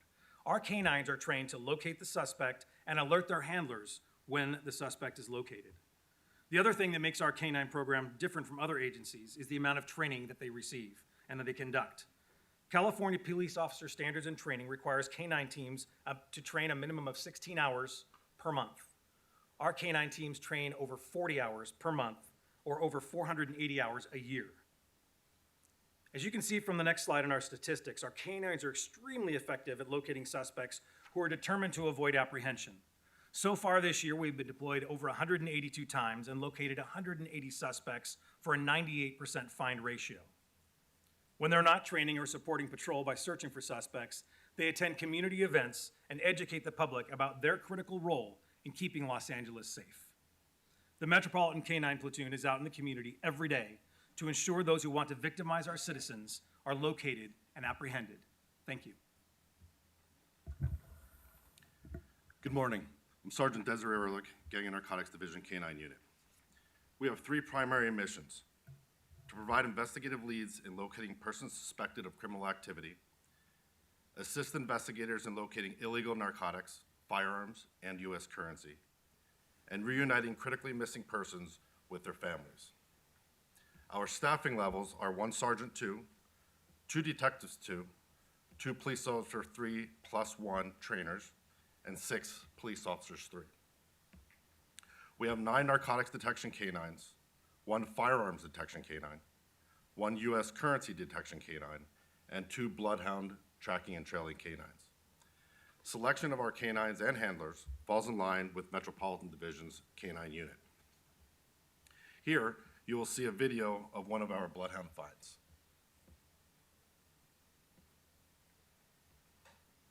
Of the story, Piper the Bloodhound. The canine actually hit a record for the length of time she was able to track the suspect. It led her here to this homeless tent, and inside, the suspect.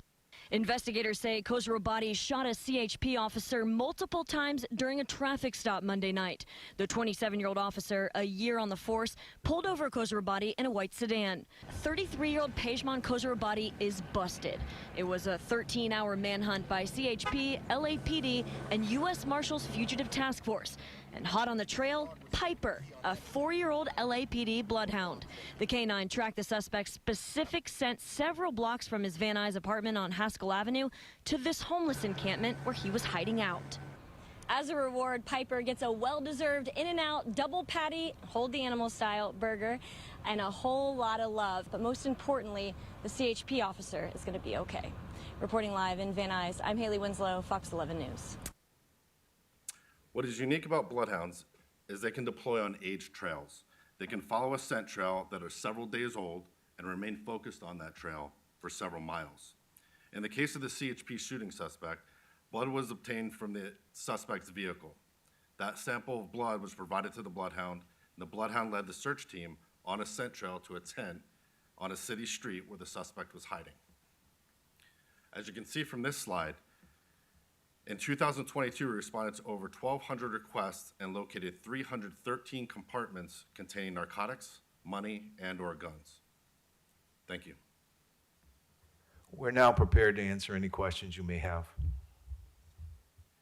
Thank you, gentlemen. I just want to applaud you for the training, the efforts. You know, I have a very long-standing history with canines going back a long time. As most recently, where canines were under my command at LAX. Unique assets to any law enforcement agency that can detect anything. I don't know if there's a conference that still happens, but it happened every 2 years. And I sent a lieutenant to Madrid where we watched canines who could hit on individuals who had cancer. I've been in the Middle East for many years where they have canines now that can detect money, which is quite useful when they're serving search warrants. But at the same time, I'm uniquely cognizant and reminded of the history that canines have with the Black and brown community throughout the United States. I went out most recently, spent some time with Metro, confirmed what I already knew, that our canines are trained to find and bark. I think we could probably do a better job of educating the public on that, because the pushback we get is the common notion is that they are trained to find and bite. And so while I understand their usefulness and I understand what they really do, the public has a totally different perception. So the only thing I would say is, in my compliments to you and your work, is the outreach with regards to education and awareness to what these assets can do would be very, very useful. Again, I'll just ask if any other commissioners have any other comments or questions. Commissioner Calanche. Thank you for the presentation. Just a quick question. What is the length of time a dog would serve with us on average? Yeah, that's a good question, ma'am. It all depends, obviously, on the life of the dog, on the age, sometimes depending on the size of the dog, also on what their capacity is, right? Getting inside and out of cars, getting inside of trains and so forth. Sometimes it diminishes their lifespan, so to speak. But we're cognizant of that, and we try not to take them to the limit, right? We like to have them have a good life, a good career in law enforcement, but also life after law enforcement, correct? So we're definitely cognizant at the point where we see the dog slowing down a little bit, we start taking that into consideration for retirement and replacement. So it just depends on the dog. Absolutely, it depends on the dog. We just had a dog recently, and one of the things that we look for in our canines is drive. Like how do they want to continue searching? And there comes a time in a dog's life when it wants to retire. And we had one recently who made that choice. And that's with the handlers and our canine trainers observing that dog, knowing that dog's behavior every day, and coming to that point where like, okay, the dog is ready to retire. And then we will try and find a suitable home for that canine. So it really, like you said, depends on the dog, but we have our trainers are trained to notice that. And when that time comes, it's time that we can give that dog a great retirement. Would you say, what would be the average? I'm just curious. If I had to give an average, I would say anywhere from 8 to 10 years. Yeah, okay. And I think it depends on the nature of the What they're doing. Right. Yeah, narcotic dog, bomb explosive dog, patrol dog, gun dogs. You guys want to just talk to ESD or GND, I'm sorry. Again, a narcotic fine dog, bloodhound. Yeah, the bloodhound, larger dog, so their lifespan is a little bit shorter. Typically, a bloodhound will continue working for about 7 years or so. Most of our narcotics detection, money and gun detection canines, we're right up there at about the 8 to 10 year mark. Got it. I have just one more question, just to clarify. I realize that our dogs are the find and bark, but you did show bites. So at some point, there might be a bite. Just want to clarify that for anybody watching, like what would be to a bite? Absolutely. So our dogs, like you said, find and bark. If the suspect then decides to flee or makes an aggressive move towards the dog or towards the handler, then that dog is trained to react as a dog would and to do a bite hold, where they would hold that person until called off by the handler or removed by the handler. And what type of injury would be sustained by that type of bite? 99% of the injuries are simply a scratch or something requiring a Band-Aid or even maybe a suture, but most of them are scratches and minor injuries of that sort. Thank you. Clarification for the commission also, as you are aware, first of all, dogs the bite is more of a contact hold. It's not a bite in the sense of a traditional dog bite where a person who's sees an animal in their home or a pet takes a snap at them and that's it. The dogs are actually the canine for patrol function, patrol dogs. These are not blood canine, let's be clear, narcotic dogs, the bomb canine. These are not dogs that engage in that type of physical contact. But the contact in the training is that the dog takes hold and holds. If the dog doesn't, then that goes again to the qualifications of the animal and them understanding what their role is. So the idea of multiple bites and just chewing, so to speak, that's not the case. The handler also has a responsibility for the nature of that engagement and the length of it. And then lastly, the vast majority are minor in the sense of they're all receive medical treatment immediately, and the nature of the injuries could be anything from a scratch to a few sutures. Any hospitalization designates that as a categorical use of force, and that is now brought, and that then is brought before the commission, which evaluates the use of force, the use of the canine, the tactics, the handler's practices and adherence to department standards. And as a reminder, this commission has evolved those standards and has increased those standards where now the use of a canine is a reportable use of force. That is also reflective on the handler as the conduct of the animal. It is the animal. These are animals. They do make mistakes and so forth, but we believe the governance of this it requires that type of tight oversight. Thank you for clarifying that. I think that's important information for the public to know, that we review dog bites or anytime that a dog is used in a use of force, for the most part. If it's, yeah. So thank you for that. And Chief Kowalski, you may or may not have this with you, but on the number of deployments, 345, of which you had a 19% contact ratio last year, how many categoricals was there? Do you have the numbers here? Yes. Oh, yeah, there we go. It's, On the third slide? yeah, we should Mr. have President, been I under have the two. numbers for the last 5 years. 2019, these are hospitalizations by canine bites. 2019, 1, 2020, none, 21, 1, 22, 1, and 23, 2 year-to-date. I just point that out as to the continued understanding, and I think it goes to the community's perception, to the Commissioner Suthers, to your remark about what the perceptions are. And we recognize, I must say this as a department, the use of canine in policing across this country, unfortunately, does not meet the high standards of this organization in far too many instances. I'm aware of a nationally broadcasted incident just this week that involved what appeared to be a compliant individual in which a police department, a small police department, but nonetheless deployed that canine on what appears to be a compliant individual over the objections of the state police officers that are on scene.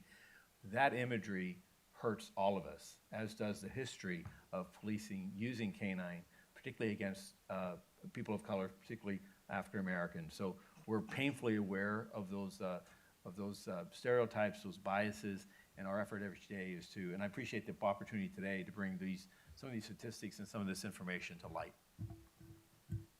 Okay. Thank you, Chief. Thank you, gentlemen. Thank you. Oh, sorry, can I just? Oh. Apologies, okay. looks like we have one more question. You were moments from a clean getaway. I just wanted to take 1 minute before you all. Thank you again for the wonderful presentation, and I did want to just take a minute to acknowledge the dangers that you all face on a daily basis, and to send my thoughts to the officers who were shot earlier this year, and I hope that they are in full recovery. And again, I just want to echo Vice President Suthers' remarks relating to both the find and bark concept and the fact that this department has elevated the standards so that we're not doing what is just even allowed under California law, but is well surpassed California law, both on the find and bark and also on the training requirements. So thank you for really being a premier department in this regard. And again, thoughts to the officers who were shot. Thank you, Commissioner Shields. Thank you, gentlemen.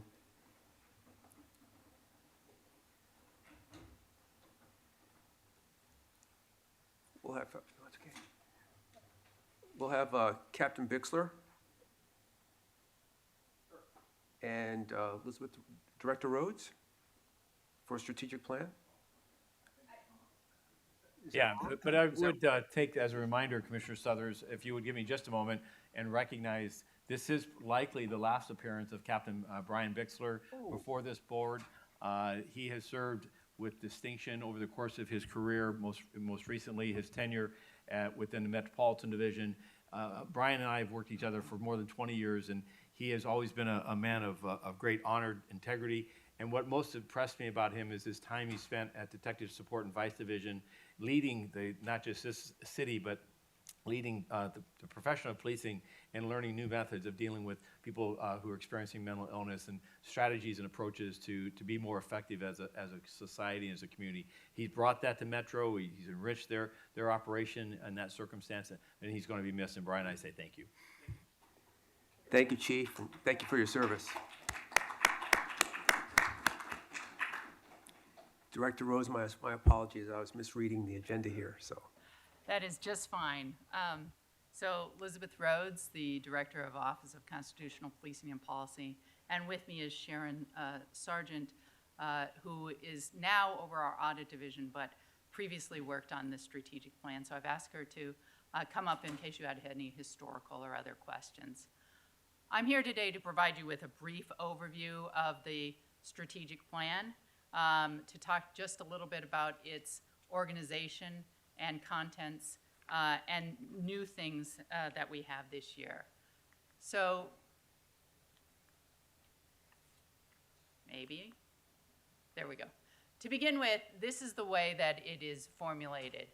The strategic plan consists of 7 goals, 30 initiatives, 134 key activities, and 192 milestones. And it'll steer us for the next 2 years. The 23-24 milestones are fiscal year, so they started on July 1st, 2023. They will continue till June 30th, 2024, and then the next year's milestones will start on July 1st, 2024. Just a brief overview of some of the different terminology that we use here. The goals are just overarching priorities of our department to achieve sustainable success. So, for example, the first 2 goals are to protect Los Angeles and to serve Los Angeles. As you know, those are also goals and initiatives on our patrol cars. Initiatives are internal campaigns and processes to achieve those desired goals. So, for example, a goal may be to serve Los Angeles, an initiative may be to build community trust. Underneath those, the initiatives have key activities. Those are tasks that conceptually pave the way for the milestones. Key activities impress and provide parameters for specific milestone results. Again, as an example, you serve Los Angeles as a goal, we build community trust as an initiative, we strengthen trust through community police interactions as a key activity. Those are all actual examples in the strategic plan.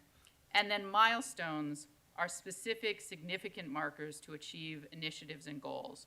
They are actionable and measurable outcomes that demonstrate progress to the department, to the commissioners, and to the public towards overall organizational success.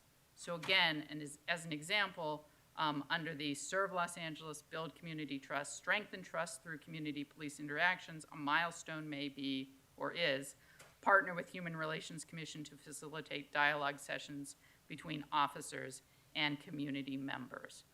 Often you will see that the 23-24 milestones lead to the 24-25 milestones.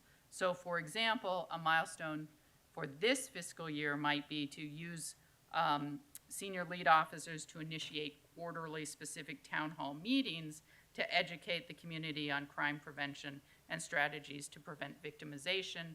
Then next year, the milestone would be to assess the effectiveness of town hall meetings and explore additional alternatives.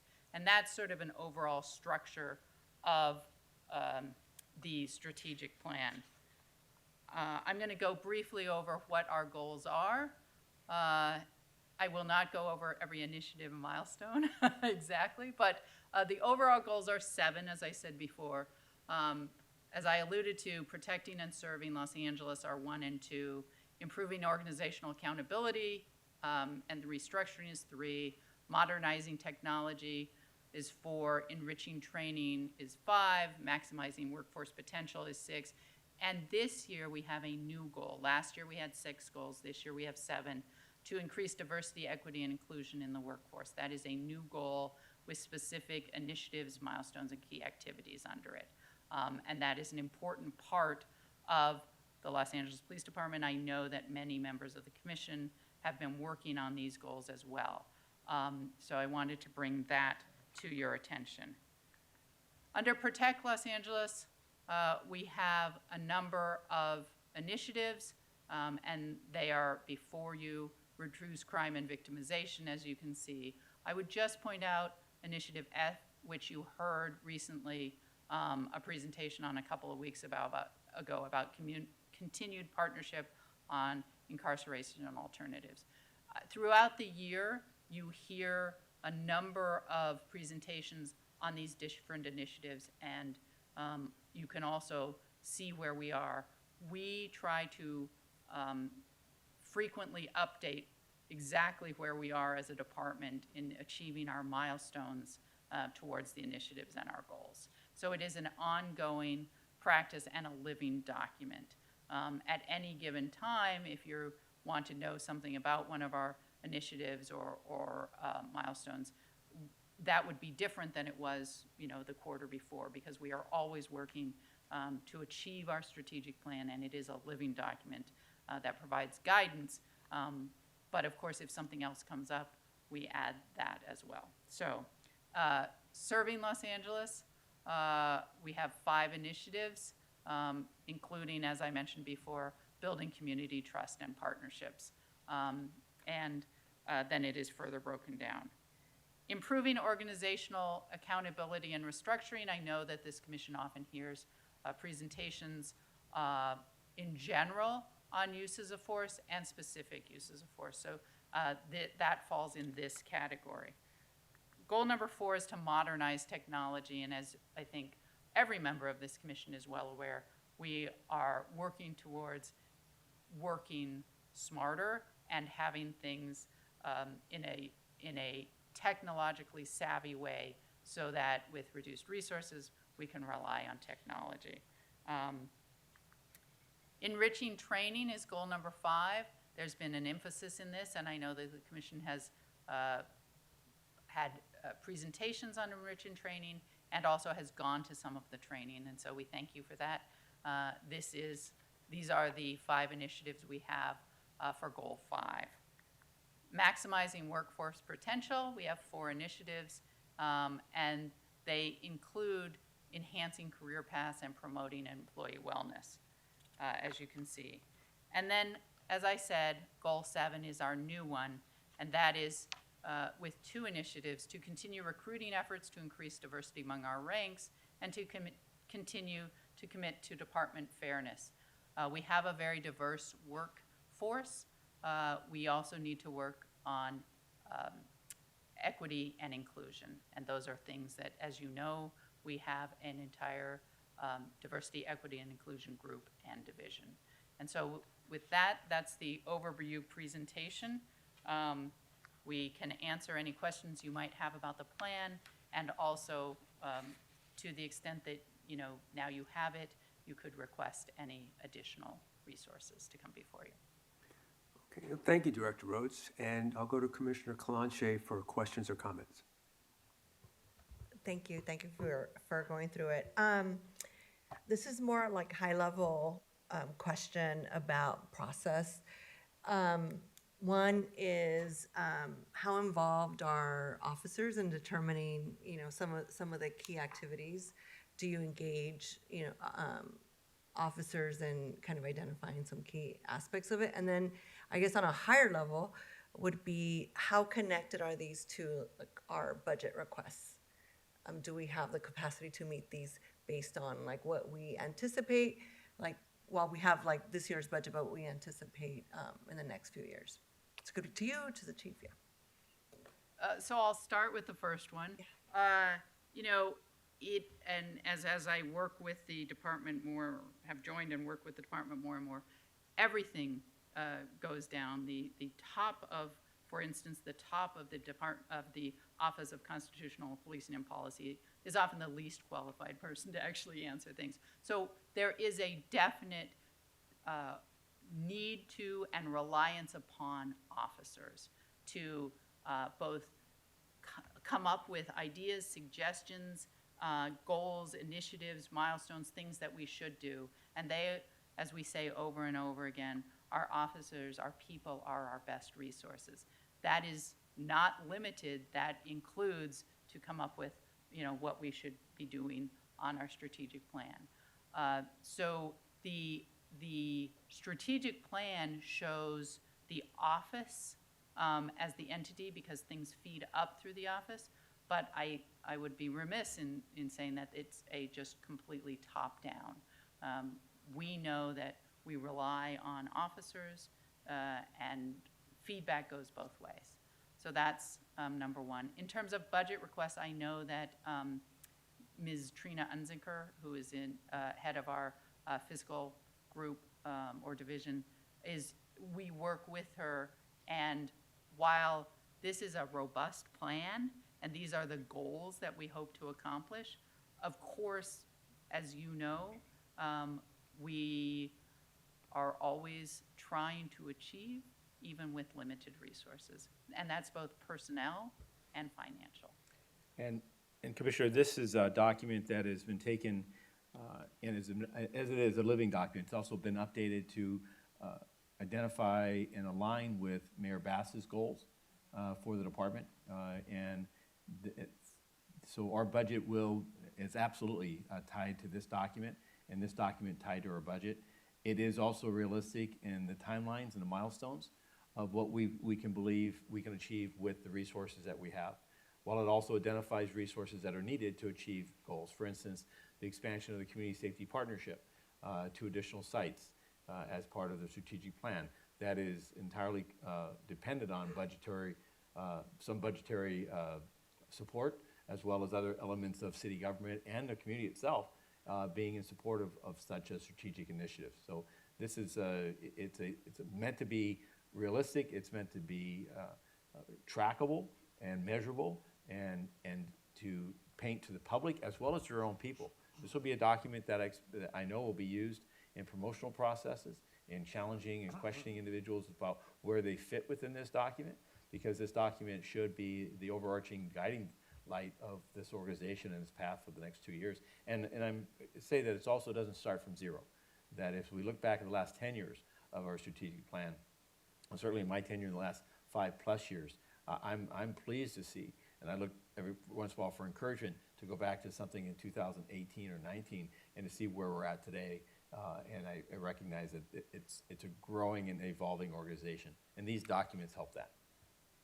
Great. I just want to make sure that, especially like the CSP, that's one example of, do we have the funds available and is it realistic?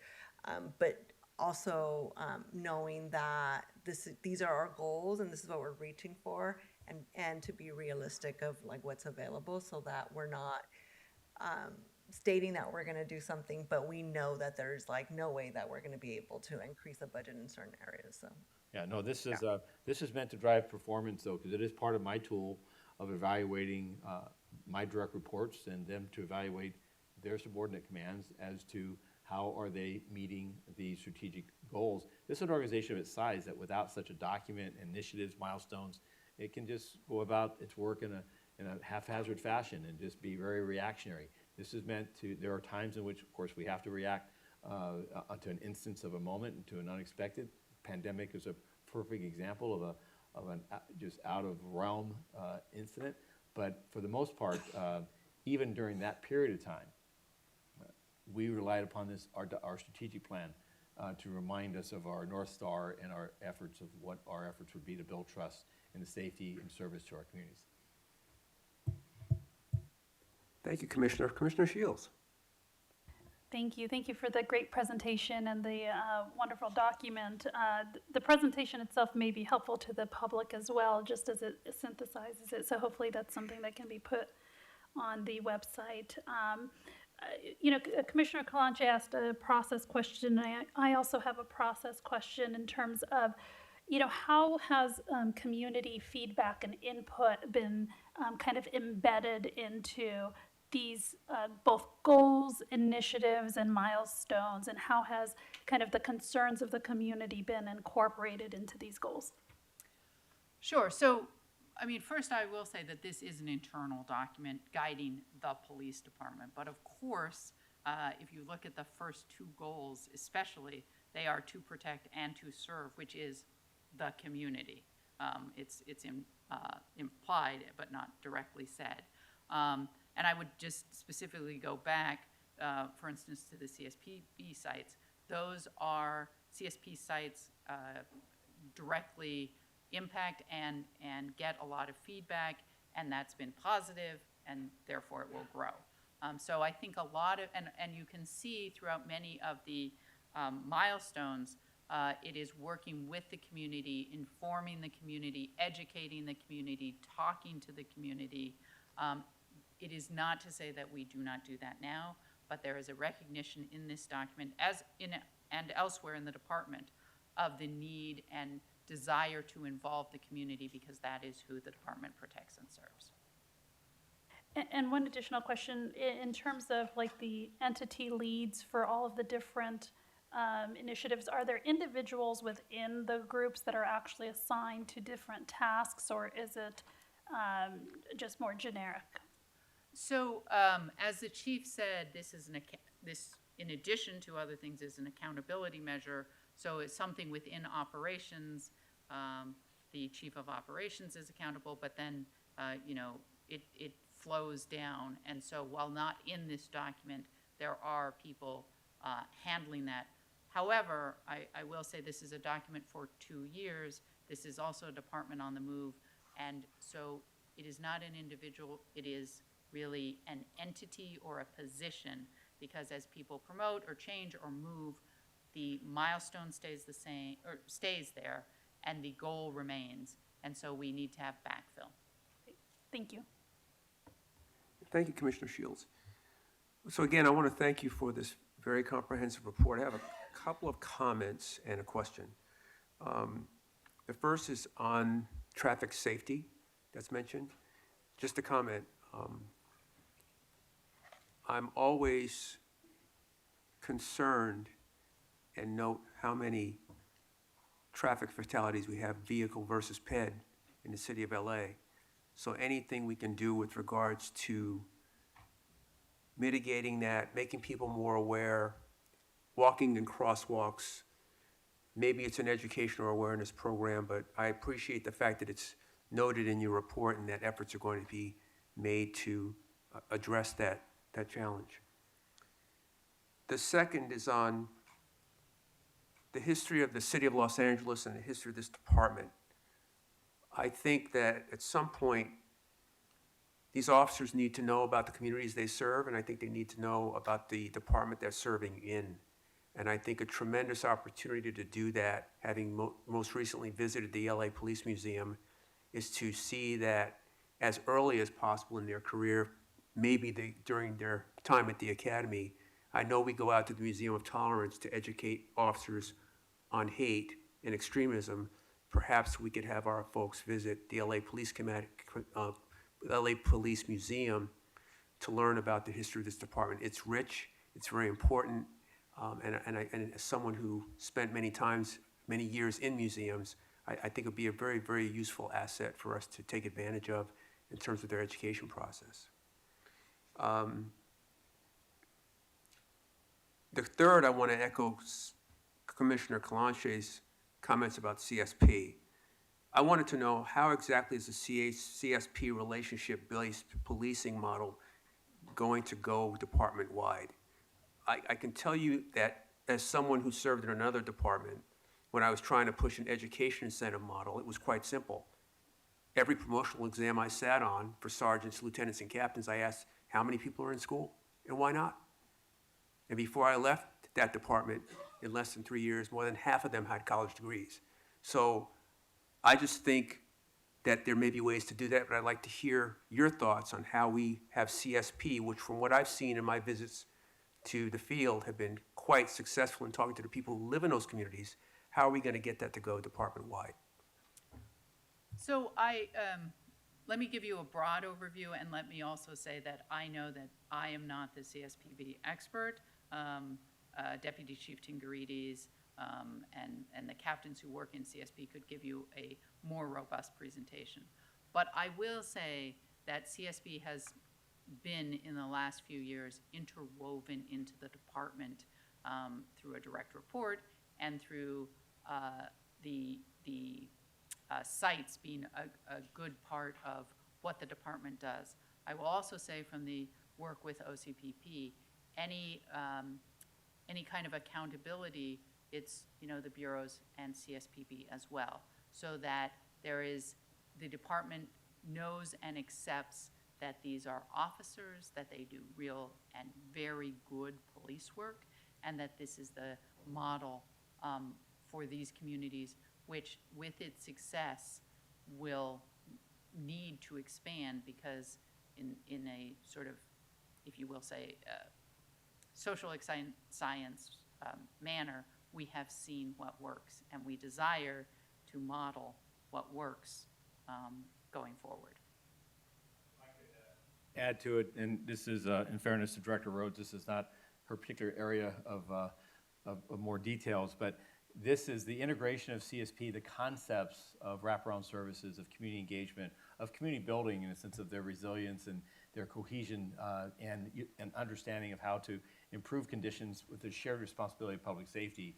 That model of problem-solving, collaboration, and engagement is something that the public engagement section within the Office of Operations is very much aware of. I know that 3 years ago, I put Community Safety Partnership established a bureau as a direct report, but its success is not that it is a direct report and it's 10 sites that directly reports its progress and challenges to the chief of police. Its success will be its integration across the entire organization. Over the last 3 years, what I've seen them be successful in doing is Chief Mark Reyna is in the audience here, that's the Director of Training, is the integration of CSP concepts into ensuring that our CAPR or problem-solving models, our efforts about community engagement, our efforts in recognizing the trauma and the history of LAPD in communities across the city. How are we pursuing initiatives that go to define that? You'll see in this bulletin, for instance, under training, you'll see on page 46, develop a department historical perspective video incorporating the history of each area. And I will say that is both consistent with community safety partnership as an understanding of coming into a community that is in fact experiencing significant historical levels of violence and a distrust of the police, but it's also a tribute to Commissioner Bonner, who at the times, recognizing as he came to the city, how do we look across 21 areas and even communities within those areas to understand? So we've also now incorporated this into our interview process for promotional processes, our testing processes, and the strategic plan as evidence as the the positioning of CSP in this document and how it's woven through it is also to signal, to your point, the internal culture of leaning in and adapting and finding your place. How our narcotic unit goes about their work, how a vice unit goes about their work, how every aspect of this organization has a piece of what we're learning from our work with CSP of how we build trust in communities.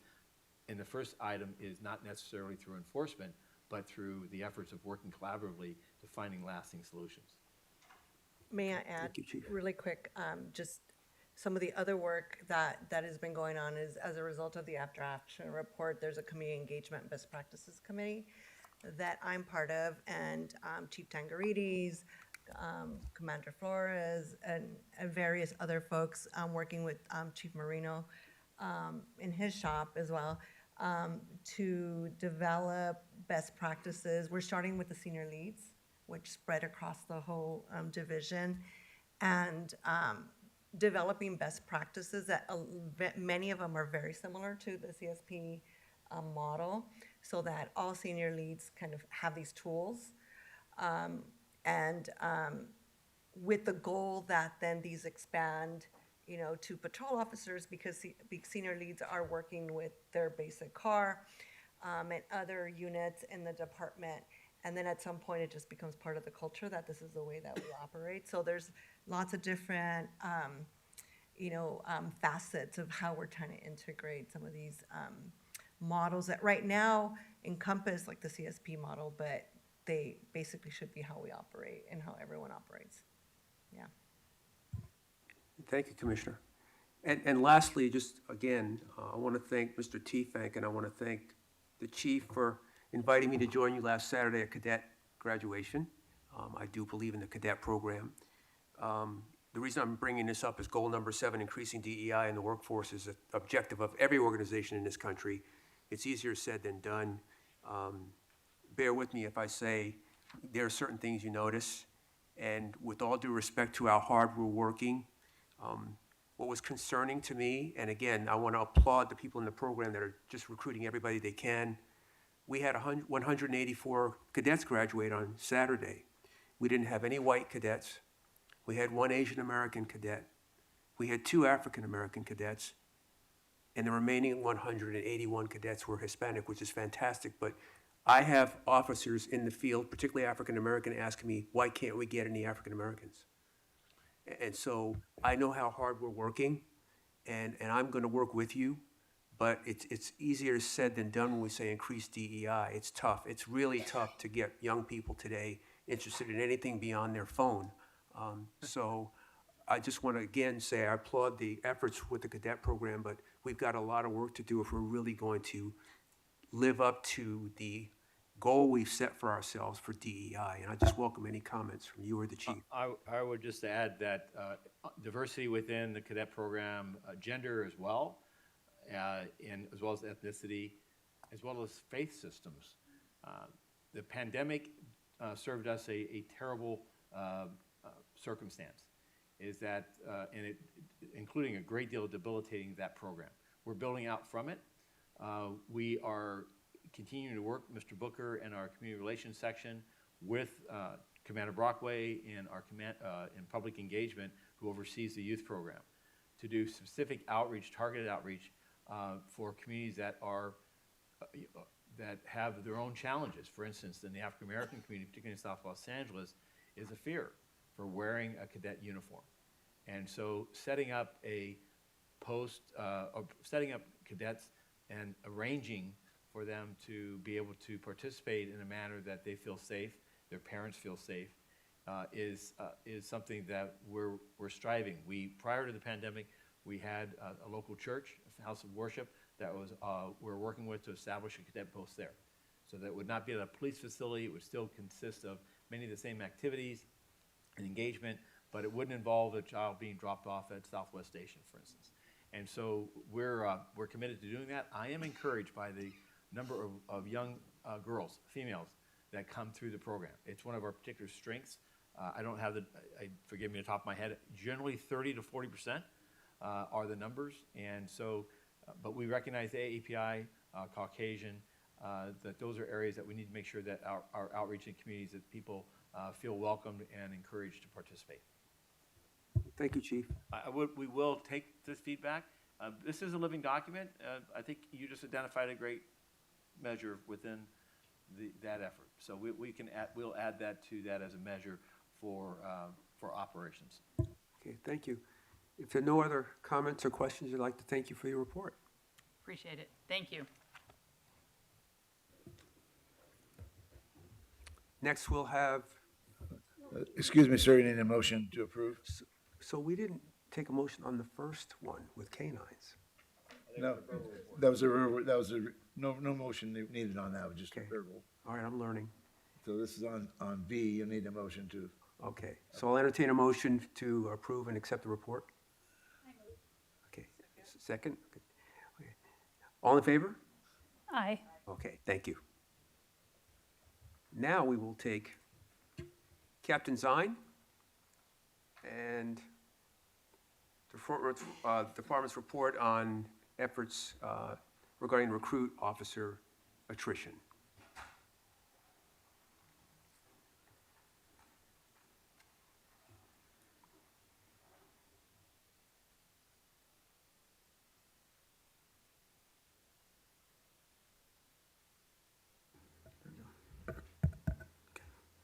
Good morning, Mr. Vice President. Good morning, Commissioners. Good morning, Chief Moore, Executive Director TFINC, Inspector General, and City Attorney. I am Captain Christopher Zine, the Commanding Officer of Training Division. This morning I will present the Recruit Officer Attrition Report covering the last 5 years in a fiscal year format from 2018 to 2023. This report is separated into 3 parts, which I will cover. The first part of this report covers the first 6 months of a recruit officer's training at the department's Basic Recruit Course Academy. During this time, the recruit officer receives 912 hours of training covering a variety of mandated topics as required by the California Commission on Police Officer Standards and Training. It's important to note that post only requires 664 hours, so our training does exceed the state standard. The department has maintained an average attrition rate of 12.6% during the period covered by this report, and at no point has the attrition rate exceeded 15% during that time period. The second part of this report covers the structured or Phase 2 portion of a probationary police officer's training. This is generally the 6 months immediately following a recruit officer's graduation from the police academy, and during this time period, the probationary police officer is assigned to a certified field training officer for field training and evaluation. The probationary police officer receives daily entry forms on performance as well as a supervisory weekly report. The department experienced a large increase in attrition during fiscal year 2020 to 2021, totaling 51%. It's important to note that during this period, we were in the midst of the COVID-19 pandemic, which was severely impacting society. And there was also a looming threat of severe budget constraints and cuts to department personnel, which further exacerbated the attrition rate. Additionally, during this period, only 70 recruit officers graduated from the academy. Looking at the remaining fiscal year numbers, after excluding 2020-2021, the department averaged a 5.5% attrition rate during the structured probationary period. The third part of this report covers the unstructured or phase 3 portion of a probationary police officer's training. This is generally the final 6 months of field training and is immediately after completion of the structured training. During this period, probationary police officer is no longer receiving daily entry forms and may work with a tenured police officer or continue to work with a field training officer. The department experienced an increase in attrition during the fiscal year 2020-2021, totaling 12%. This increase is believed to be attributed to the same factors that affected the increase for the structured probationary period in 2020-2021. Looking at the remaining fiscal year numbers, after excluding 2020-2021, the department averaged a 0.5% attrition rate during the unstructured probationary period. I am now prepared to answer any questions. Thank you, Captain. Commissioner Calanche, any questions? So I believe last week or the week before, we looked at attrition just in general, right? And it seemed that like in between year 1 and 5, it seemed to be the highest amount of attrition. So I'm wondering, here your numbers look really good, right? So I'm wondering if there's an opportunity, this is just big picture, but thinking about how do we continue, because it seems like during this period they're working with the field training officer, there's a connection, right, with someone on the department, but maybe thinking about opportunities for continued mentoring, because we seem to lose the largest amount of officers during like the first 5 years. Yes. So I'm wondering if it's something that you all have thought about, or any thoughts on those, I guess on that idea. So we've taken several steps to reduce attrition for both recruit officers as well as officers on their probationary process. So the first, we've increased the amount of communication in the academy. From day one, we're stressing the importance of communication to try to identify those issues early on with the recruit officers. We've also established a mentoring program where we take academy instructors and pair them up with recruit officers that are having issues in the academy, again, for that early intervention. We also have a BSS psychologist, Dr. Mars, who is on site at the Amundsen Recruit Training Center as an available resource for any recruit officer. We also request that any recruit officer considering resignation or termination be referred to BSS for a consult as well. We also have a drill instructor and a sergeant assigned to each recruit officer class. Their job is to act as that conduit of communication to maintain that oversight as well. Also, in January 2023, we requested from Post to pilot a new learning domain, LD14, which is officer wellness. So we incorporated that into our academy learning early on, and recently in June 2023, POTUS has adopted that course to be statewide. So again, we're trying to do the early influence of employee wellness with our recruit officers to carry that through their probationary period. What about after probation? So Like after, yes. Yeah, after Okay. probation, after probation, it seems like this is my observation, so I have like no data to support this, but the data that I've been presented. So it seems that when they're going through the academy, they're like totally bonded to their class. They have peer support and instructor, mentor support. Then they go into their first year probation and they probably have some mentoring through like the field training officers. But then after that, they're kind of on their own, right? And they're still young.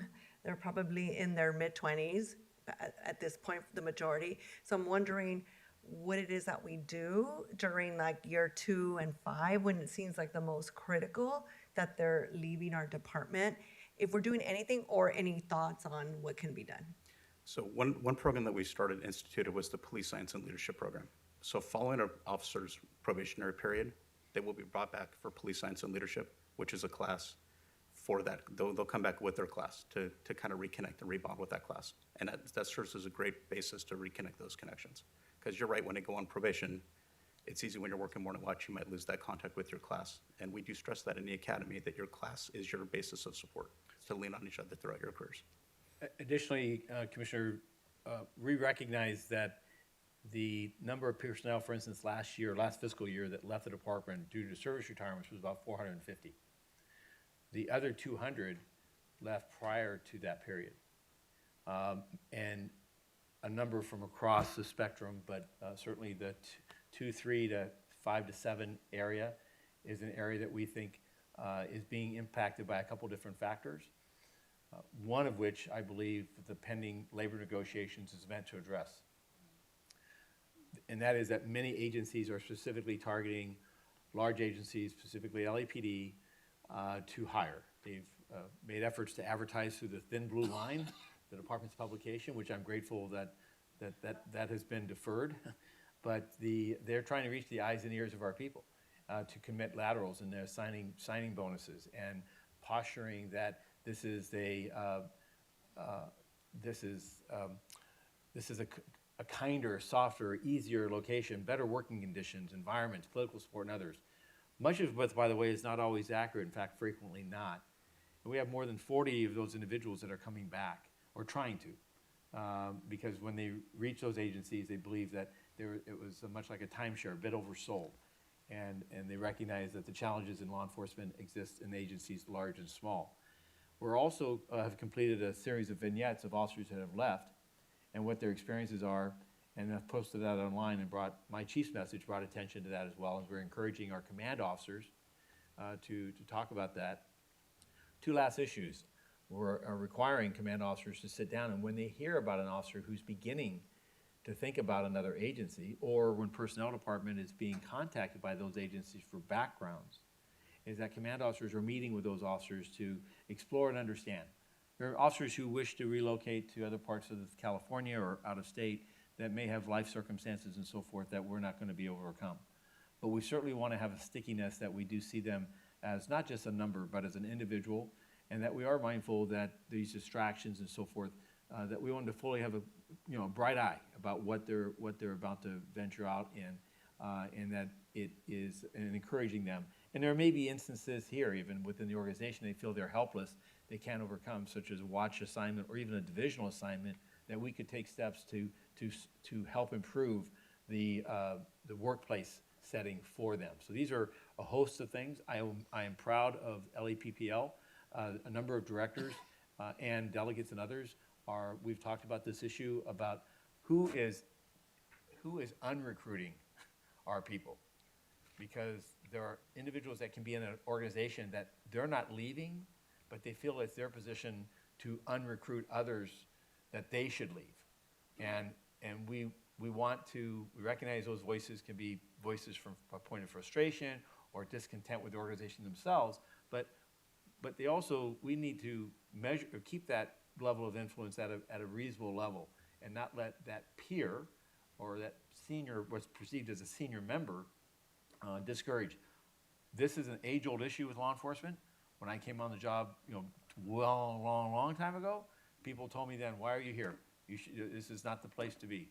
And I just kind of looked at them and said, "Well, why don't you leave?" And I chose to stay. But I recognize not everyone may have felt that way or have that level of confidence. So we're working with that. Lastly, the mentorship program the organization is engaged in the last 2+ years is assigning mentors, not just to academy recruits and to their period of being on a P1, but also afterwards. The mentoring training that we're doing has had I think we had 75 people who want to be mentors, and we had about 150 people who wanted to be a mentee. Those are individuals that many times have 2, 5 to 7 years on the job. They're looking for a path of success, and that mentorship, we believe, can help those individuals also for our retention, but also in having those individuals have a more productive work environment with us. So the mentorship program is in existence, and it's. Oh, yes. So these officers are being mentored right now. Yeah, so we also have the affinity groups that do come to the Yeah. police academy. And so during the recruit training, The affinity groups are invited to the academy site to start speaking with members, and they do also develop some mentorships with that as well. Right. That's where the vast majority of our mentors are coming from our affinity groups. Got it. Yeah, I mentioned, I think it was 2 weeks ago, I think when, yeah, we had this presentation and mentioned to Lale that they should be like working with these younger. Lieutenant Robles, who's the president of Lele, I meet with the employee organizations every quarter. Again, 2+ years ago, we challenged them for them to step in. We've worked through some logistical issues for their time, but we authorize those mentors. We authorize time and offline, if you will, to provide that support. But not everyone is meant to be or is capable or desirous of being it. It's hard work on both parties. But I'm proud of Lele, LEAP, OJB, ABLE. Right, all the Each of affinity these groups have stepped forward. Right. I think the other thing, lastly, I've run 2 organizations in my career, and I think one way, I mean, not to oversimplify it, but I think that when officers join the department, it's because they want to make a difference, right? And so how do we continue to inspire and foster that feeling of making a difference? And I really believe in my heart that it is, developing these community ties, right? When, and sometimes when you're on patrol, you don't have a lot of opportunity to do that, but like thinking about, and I know that this is the work that we're doing with the senior leads, and trying to develop ways where it's not just the senior lead, but it's the basic car officers, that I know that we're always like short on officers on patrol, but as we build back up to ensure that there's opportunities for more engagement, for more big picture, thinking about how you want to improve the community. And I think that will inspire officers to feel like they're making a difference versus like just chasing radio calls. And that feeling of like why they even came on the job. So anyways, something to strive towards. And we do. So there has been opportunities for promotional seminars to get people prepared for next steps in their career. So there's been a lot of success with that, as well as our training classes. We've increased the amount of classes available. The biggest hindrance, of course, is the staffing issues, giving people the opportunity. But we've tried to increase the amount of classes to interest people so that they can find out what that next career goal is and get them the training that they need to get there. Awesome. Thank you. Thank you, Commissioner. Commissioner Shields? Nothing. Thank you so much. Thank you. So if there are no other questions or comments, I would move that we accept the department's report. Is there a second? I second. All in favor, say aye. Aye. Okay, so moved. Thank you, Captain. Thank you, sir.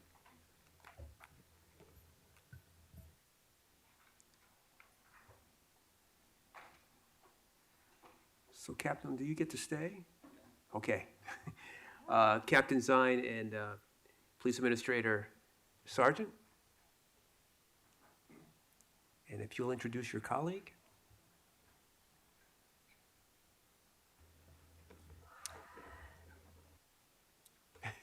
Good afternoon. Today I'm here with Joel Cortez, and he is the auditor that worked on this particular audit.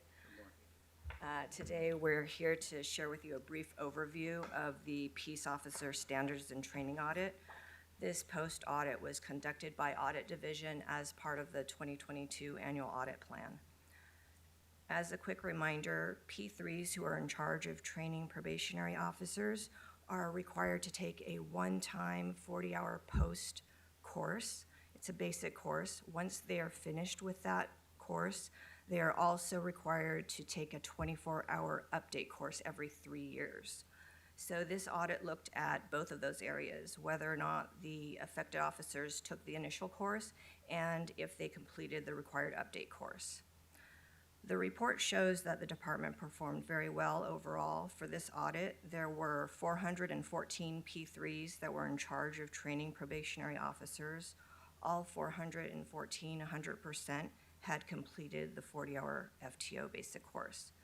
And of the 414, 267 were due at the time to complete the update course, and 97% of those had completed the course. There were a handful that had not completed the course at that time, but since the audit, the Office of Operations had said that they are all completed and caught up. There were 2 that had promoted to sergeant, so the requirement was no longer applicable.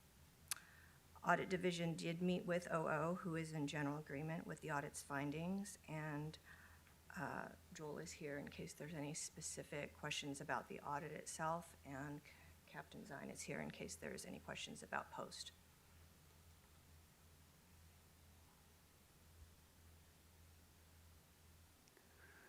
Well, thank you. The audit and the compliance is obviously extremely important. I just want to ask if there are any questions from the commissioners regarding the report. I had one question or comment. With regards to the two that have promoted to Sergeant 1 and no longer require the FTO course, and this question may be to the chief, or when people are up for promotions, is there a consideration as to whether or not they are all up to date on all of their trainings, or is there messaging that is sent by the department to ensure that people kind of maintain their trainings to be eligible for promotions? Yeah, I think that's an area of weakness in regards to our systems. The compliance with those trainings is not something that's integrated into the team's report, which is with our meet and confer labor agreement with our bargaining unit. Those are the elements that is before an interview panel. Historically, this has been an area that's been worked on significantly to see the results that we see here today. So it hasn't been a gap of having to require to ask, are you personally up to date? People who are not up to date are not certified or cannot work in that assignment, which perhaps in discussion with the interview process that would come to light, which would be a point of discussion amongst the interview panelists to be of criticism. Of how, how we're giving this person additional responsibilities if they're not maintaining their required training. So it's not, organizationally, it's not been a significant issue that generally would have gone into the evaluation of the candidate's suitability for promotion. The candidate does have to qualify to compete for that position, whether it be education as well as tenure, as well as other testing elements to even get into that interview process. Thank you. And it does look like there's been, significant compliance overall in terms of this. But I would, recommend to the department to look at ways of incorporating it, whether in some type of question that would come to light, because I think this would encourage everyone who want to put their name in for promotion to make sure that they are all up to date. Fair point. Absolutely. Thank you, Chief. Can I ask a follow-up really quick? I'm sorry. Absolutely. The thing that did stand out was that one division had 4, right? So are there any, I know that some of them have probably the ones that I have promoted, so it would be, not be an issue now, but how do we prevent things like that from happening? So one of the things that we did at Training Division recently was that we moved the Field Training Officer unit from Almaston Recruit Training Center to Elysian Park. The intent of that was to make them more centrally located so that they can do on-site inspections. So they're going to the divisions, they're also going to the training coordinator meetings, which are held once a quarter, and they're having more interaction with the divisions and the area commands regarding the importance of the training, the FTO school and FTO update school. So we have taken that step. And the other thing is, if you're a field training officer, are you getting some sort of a bonus, or there's some So sort a of, police officer 3 is an upgraded position. So there would be an increase in pay for that. but not all P3s are field training No. officers, right? So Right. is there some sort of monetary? There's a patrol bonus there's elements that go into an officer's compensation. The pay grade, the chevron, is an advanced patrol officer, but also a vice narcotic detective trainee type thing. So, but a uniformed patrol officer who's an FTO is going to have both the chevron, the bonus of that, as well as the bonus for being a uniformed patrol officer. So but just being an FTO only, and an added bonus to that is not currently in our bargaining unit agreement. Okay, just wondering, since if they are getting a bonus, but they're not completing their certification. Then they're as an decertified. So what happens is we take that away from them. Is what should happen with that. Okay, thank you. Okay, thank you. Well, if there are no other questions or comments, I would move that we approve the department's report relative to the post-training audit for 2022. Is there a second? Second? Thank you. It's been made and seconded. All in favor, say aye. Aye. Aye. Okay. Approved. Thank you very much. The commission will recess to consider items in closed session. The Board of Police Commissioners will now recess into closed session to discuss items 6A and B in accordance with Government Code 54957.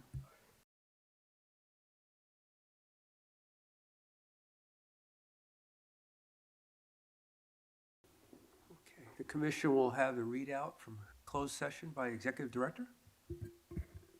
Commission has concluded its work in closed session related to item 6A1, officer-involved shooting number 044-22. The commission on a 3-0 vote adopted the recommendations of the chief of police, which were tactics, tactical debrief, 1 police officer, 2. Administrative disapproval, 1 police officer, 2 plus 2, 2 police officer 2s. Drawing and exhibiting in policy, 1 police officer, 2 plus 2, 3 police officer 2s. Lethal use of force, in policy, 1 police officer 2.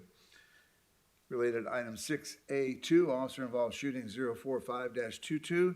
Commission on a 3-0 vote adopted the recommendations of the chief of police, which were tactics, administrative disapproval, 2 police officer 2s, tactical debrief, 2 police officer 3s, drawing exhibiting in policy, 2 police officer 3s, 2 police officer 2s.